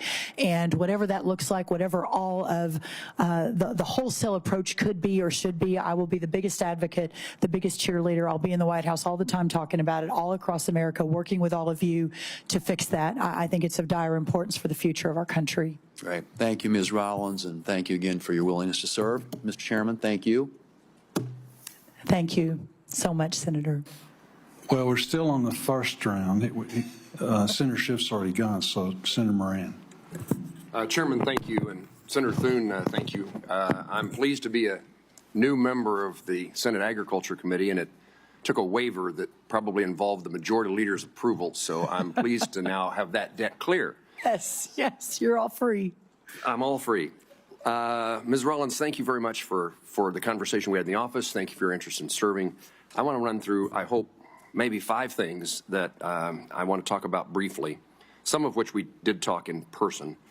But first of all, it's been described here the dangerous and dramatic circumstances that farmers and ranchers find themselves in across the country. It's certainly true in Kansas. We have the same difficulties that everybody else has across the country with high input costs and low commodity prices. But I would add that almost 80% of the counties in Kansas are in a drought circumstance. And so you add to the problems that we can't grow a crop is dramatic. This is the least amount of wheat harvested in Kansas since 1961.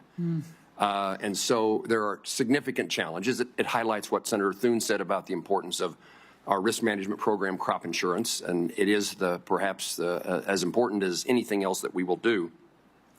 But our failure to pass a farm bill, and one of the reasons that I'm excited about to be on the Senate Agriculture Committee is this really does have to be our shot at getting the farm bill done. I can't imagine there can be another excuse, and we'll have an administration that's cheering us on, and Senator Bozeman and Senator Klobuchar are 2 people I think that we'll see work together, and I pledge to do my part to accomplish that. But as a result of no farm bill and all these other problems, we passed disaster assistance, economic and natural disaster. I just want to again remind you the timeliness. Our farmers are going to their bankers, have been to their bankers. There is not time for a farmer to have to wait to see what the consequences were. If we could predict, if you at USDA could tell farmers how the program is going to be administered, even before the checks are determined, that would be very valuable as they put it into their planning process, helpful to them and helpful to their banker. But I would remind you that in my view, and I think my colleagues, certainly my farmers at home, the way that disaster assistance was implemented in 2022 did not help the farmers who suffered the greatest losses. So the way that your predecessor implemented the disaster payments was very damaging, very discouraging, very disappointing.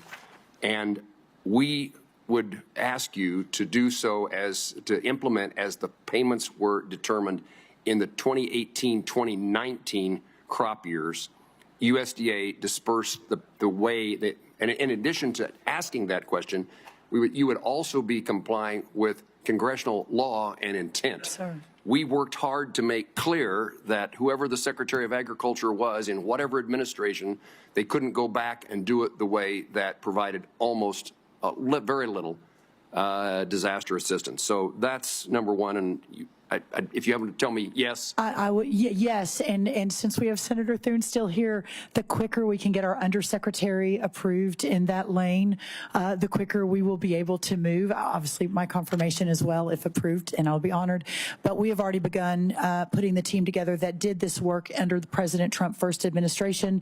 Hopefully, my thought was that we won't have to reinvent the wheel. We can immediately begin moving. So that is my commitment, and again, I'll work all hours to ensure that that happens. Thank you for that answer. I also want to again highlight a few words that I mentioned in our conversation in the office. The National Bio and Agro Defense Facility. Yes, sir. So in in Manhattan, Kansas, near Kansas State University, is this national center created as a result of the fear of an introduction of some entity, something into our food supply system that would be a terrorist act, and do we have the capability scientifically to respond? And that facility is a $1.5 billion facility. It employs 400 people, and it has greater potential than what has been developed between the Department of Homeland Security and the Department of Agriculture. And it has been transferred to USDA. It's your responsibility. And I would like if you could give me a point person now or a few days from now in which could become my point person on the National Bio-Agri-Science Facility. Yes, sir. I can't do it right at this moment, but I will absolutely get that to you as soon as I have the ability to do that. I don't know if I have to wait to be confirmed. If I don't, you will get that right away. If I do, hopefully that will come upon confirmation very soon. It seems to me that we should be working for your fast confirmation. That seems like a really good idea. Talked about. Let me highlight NIFA and ERS. So the Trump administration in the past decided that they wanted to help put departments, agencies, federal employees across the country, not totally centered here in Washington, D.C., the nation's capital. And NIFA and ERS agencies were moved to Kansas City. And there is, I think what happened is in the circumstances here in Washington, D.C., there were 650 or 700 employees. I'm told that there are 400 employees now in Kansas City, but I'm also, at least by press reports, only 20% of the people are actually working in the office. So if we want to have the kind of consequence in reviving rural America, other places in the country, this is certainly a Kansas issue, but it's a Kansas, Missouri, Nebraska, Iowa, where sometimes our farm kids can't get a job back on the farm, can't return to the family farm, but they want to work in agriculture, or it's a spouse of somebody who's on the farm. And having those agencies and their employees in places like Kansas and Missouri and Iowa and Nebraska creates opportunities that would not otherwise exist. And so, in my view, the purpose of the move was defeated in the reality of telling people, well, you stay in D.C. and work from home. And that fits in with what a conversation that a number of us had about actually getting USDA and other federal employees back in the office. I 100% agree with you. I am extremely excited to get our workforce back into the office, whether it's here in Washington or out across the country.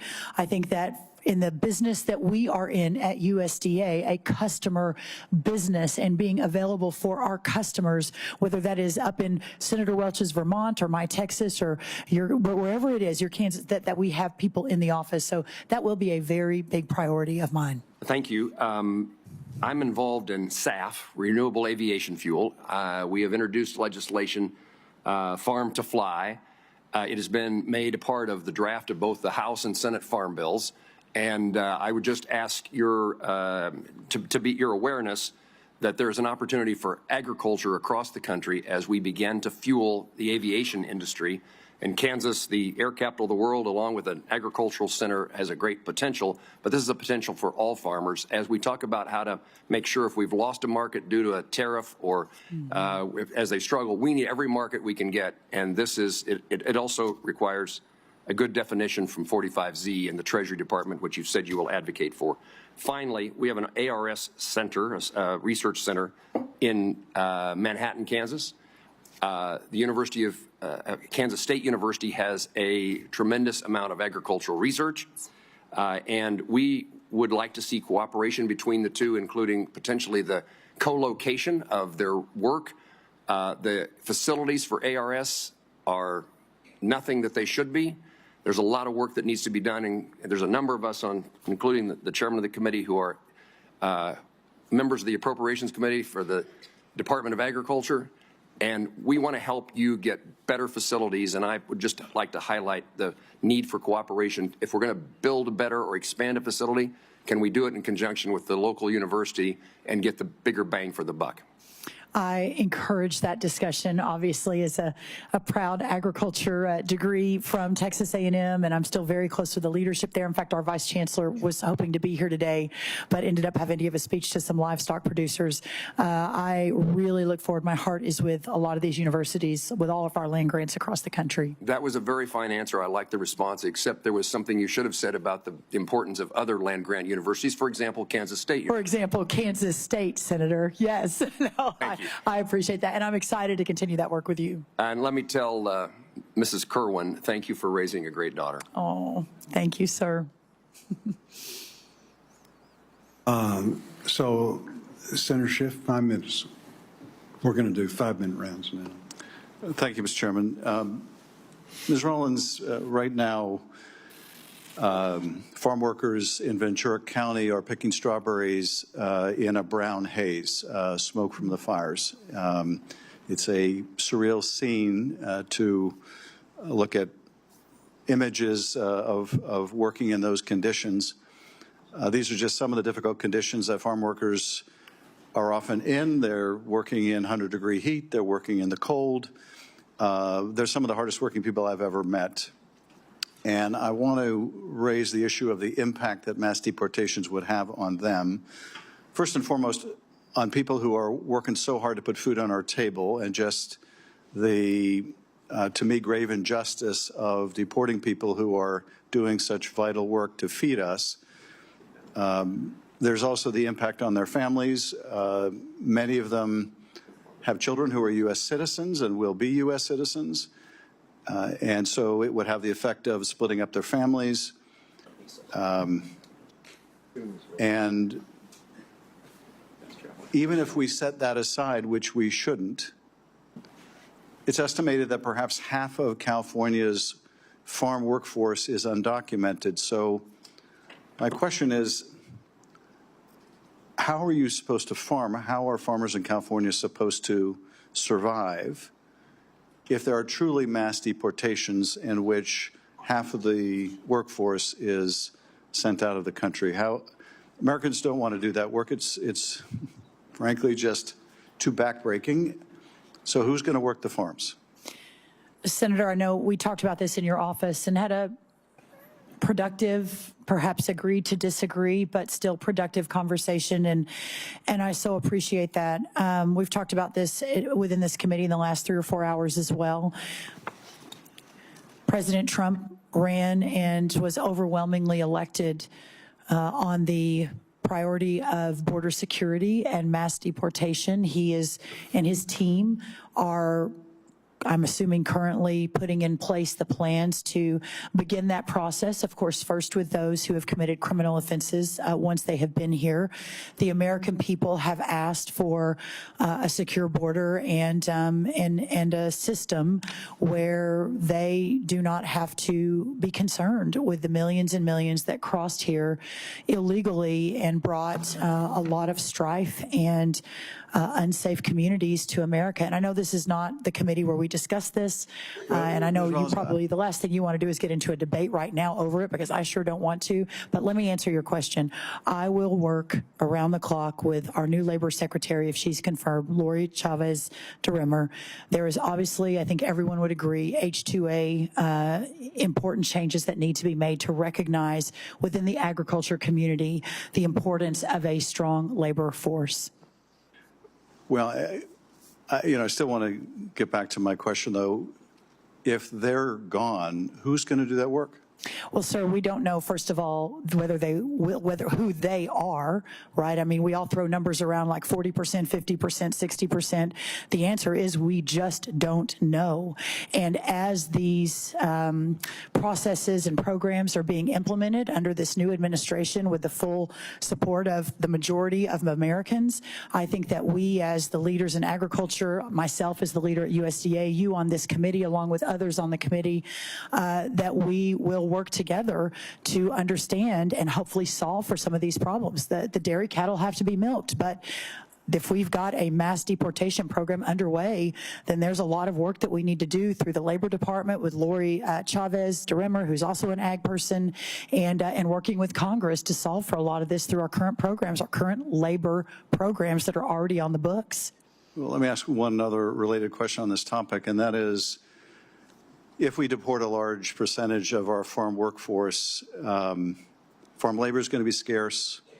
Isn't that inevitably going to push up food prices? And if so, isn't that in sharp contrast with what the president said he wanted to do to bring down egg prices and food prices and everything else?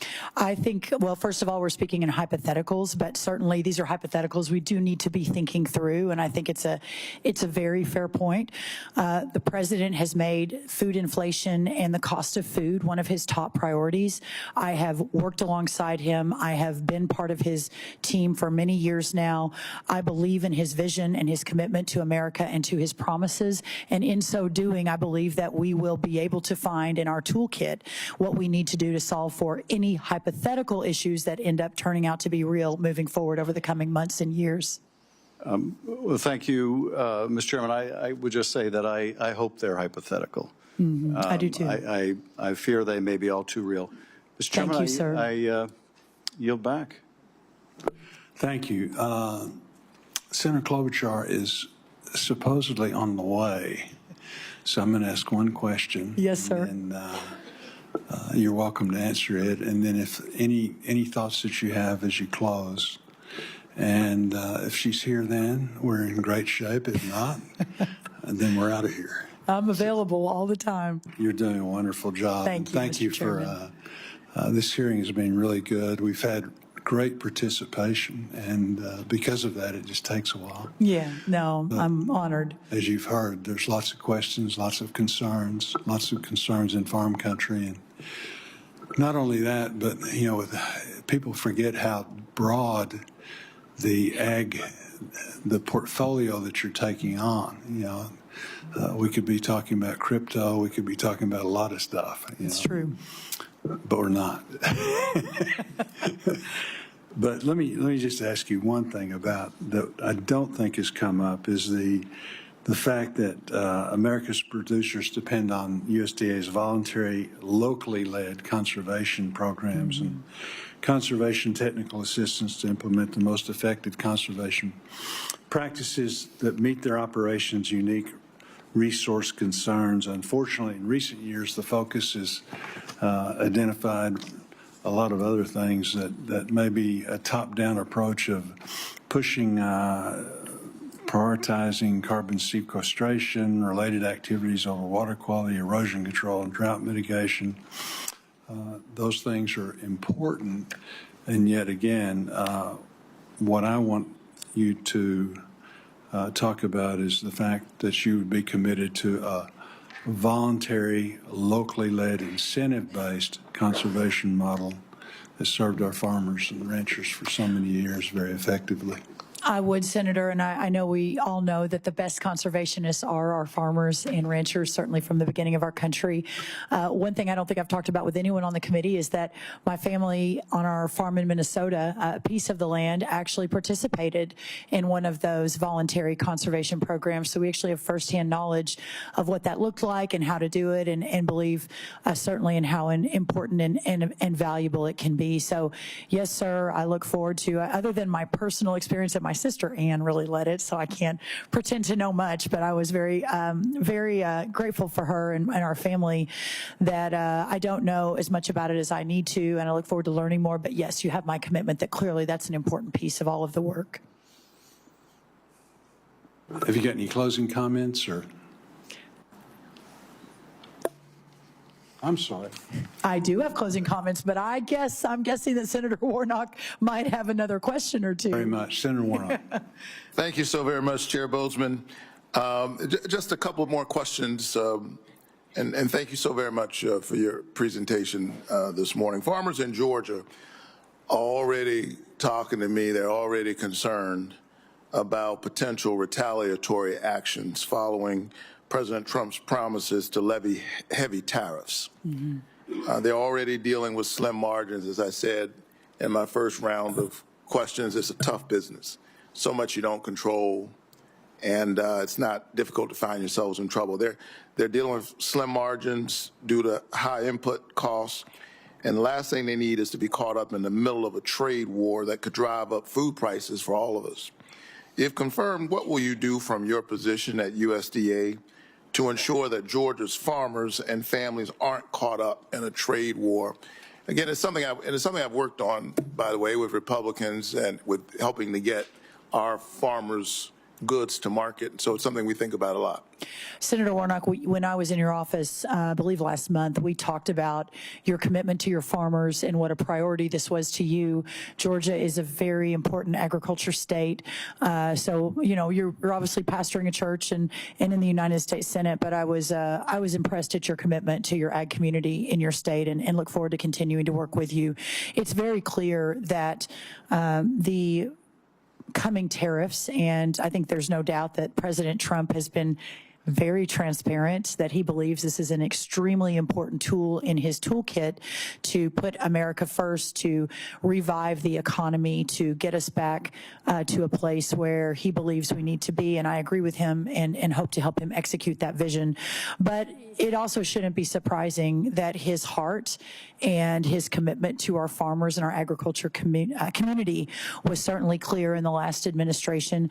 The number one answer from my perspective is working around the clock to expand market access and working on new trade deals and getting new partners from around the world. I have an undersecretary already named, hopefully get him confirmed, maybe committed and confirmed, Chairman Bozeman, but to get to him confirmed very, very quickly so we can begin to build those teams. The president is a consummate deal maker, and I feel very confident we'll be able to expand those markets, begin to peel back the trade deficit and get back to trade surpluses, which I know we're used to, but immediately moving into the distribution of disaster relief, economic relief, the new farm bill that's coming out. I've already announced the undersecretary and put the team in place to be able to deploy that. Let me press on, just so I have all of the time.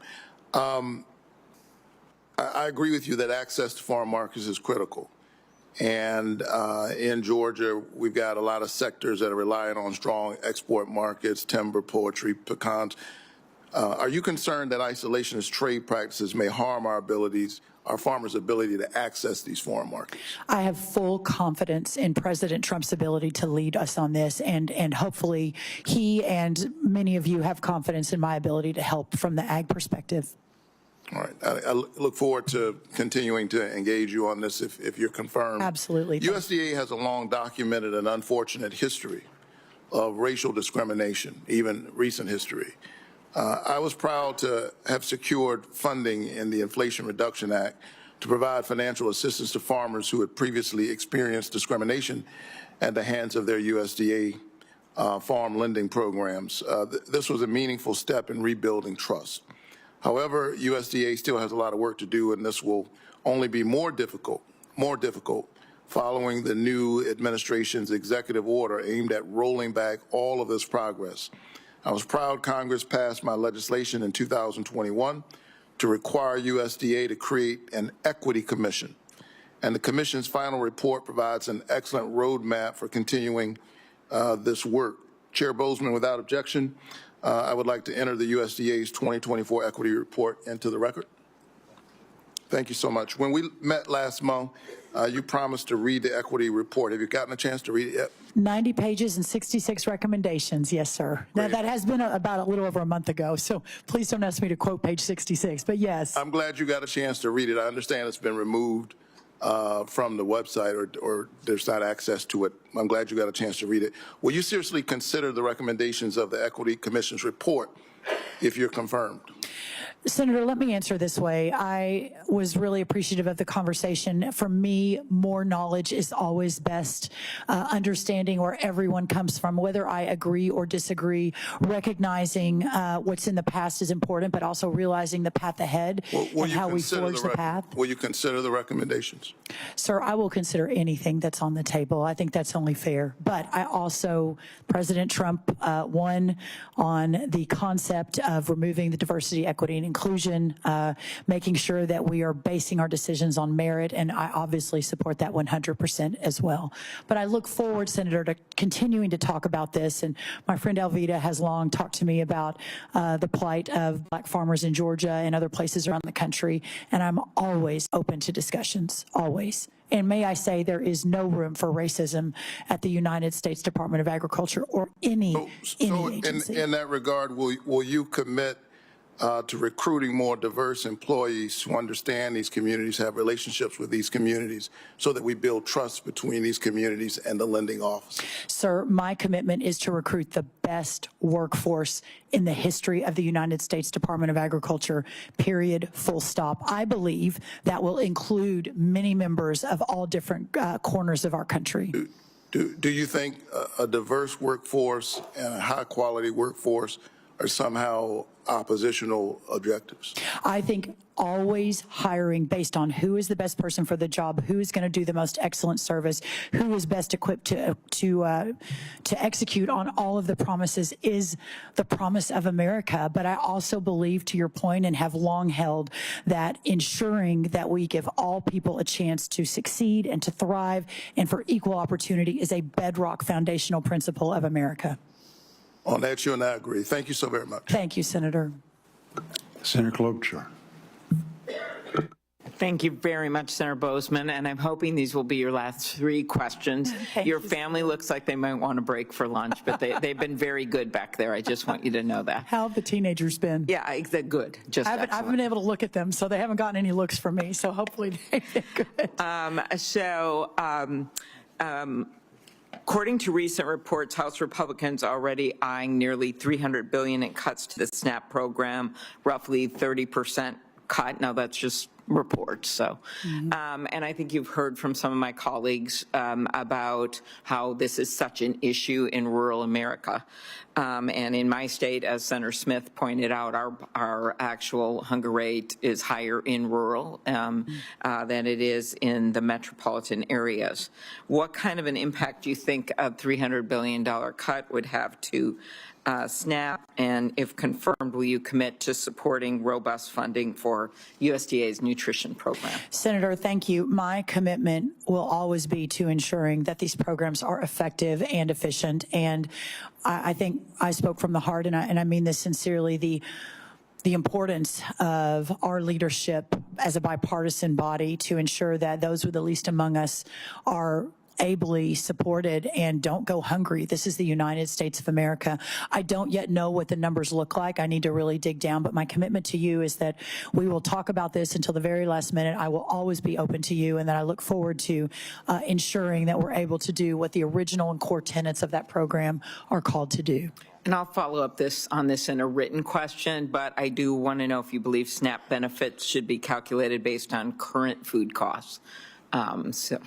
Well, I will say that obviously current food costs, you know, the importance of the inputs into the program and understanding where the market is will always be a priority. Okay.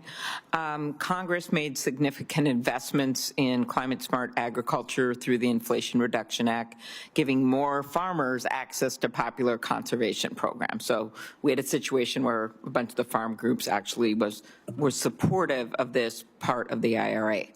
I've always led bipartisan legislation on conservation, working with our hunting and fishing groups. One of the bills I have has been with Senator Thune, based on voluntary conservation program participation. A recent executive order issued just, of course, in the last 2 days to pause disbursements from the Inflation Reduction Act would put some of these plans that I mentioned, CRP plans and the like, in jeopardy. What is your understanding of the impact of these executive orders, and will these orders to slow IRA disbursements impact farmers looking to use voluntary conservation programs? My commitment is to obviously understand exactly what the target and the goal of that executive order is. I have not been read in on that yet, but I will be. And then ensuring that that aligns with what is stated in that executive order. Again, the President Trump and our administration's heart is with the rural communities and the agriculture communities in ensuring that there's full understanding and data to support what this will do. Of course, not surprisingly, Senator Klobuchar, I think the president has been very clear on his priorities on climate programs and whether taxpayer dollars should be supporting those. So the robust conversation I think that we will have is to follow, and I look forward to that. And you have my commitment that I'm always available to discuss that and to represent ag interests where appropriate in those discussions with the White House.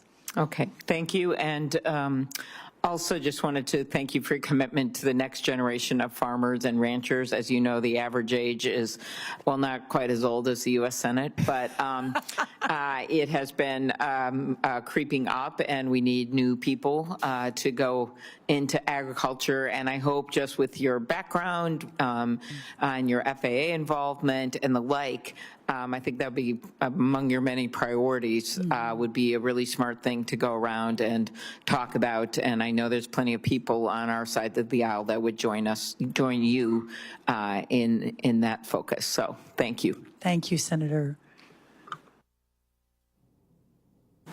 I want to thank Mrs. Rollins for appearing before the committee today, and also like to thank Ranking Member Klobuchar and all the members of the committee for the great participation that we had today. The Ranking Member and I have agreed that questions for the record are due by 6 p.m.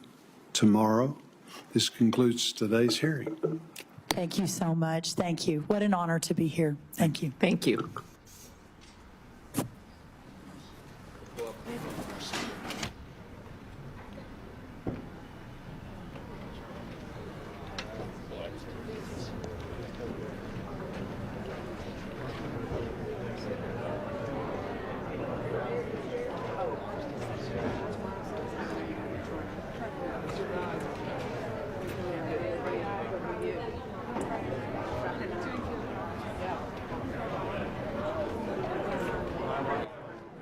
We stay on Capitol Hill now to take you live to a House Veterans Affairs Subcommittee hearing on Second Amendment rights for veterans, already in progress. Live coverage here on C-SPAN 3. Require VA field examiners to operate in two-person teams while conducting in-person interviews. To conduct an effective interview, VA field examiners must meet the veteran in his or her environment. Our VA field examiner informed us that this meeting place could range from a veteran's job site to a home. However, the home she visited included homeless tent encampments in Skid Row in Los Angeles with significant safety concerns. A team would enhance the examiner's personal security and encourage interviews in the veteran's domain, contributing to a more accurate assessment of the veteran's mental state and probability to harm self or others. Reassess all COVID-era fiduciary assignments. Our VA field examiner informed us that they routinely conducted virtual interviews during COVID. A virtual interview, while understandable during a public health emergency,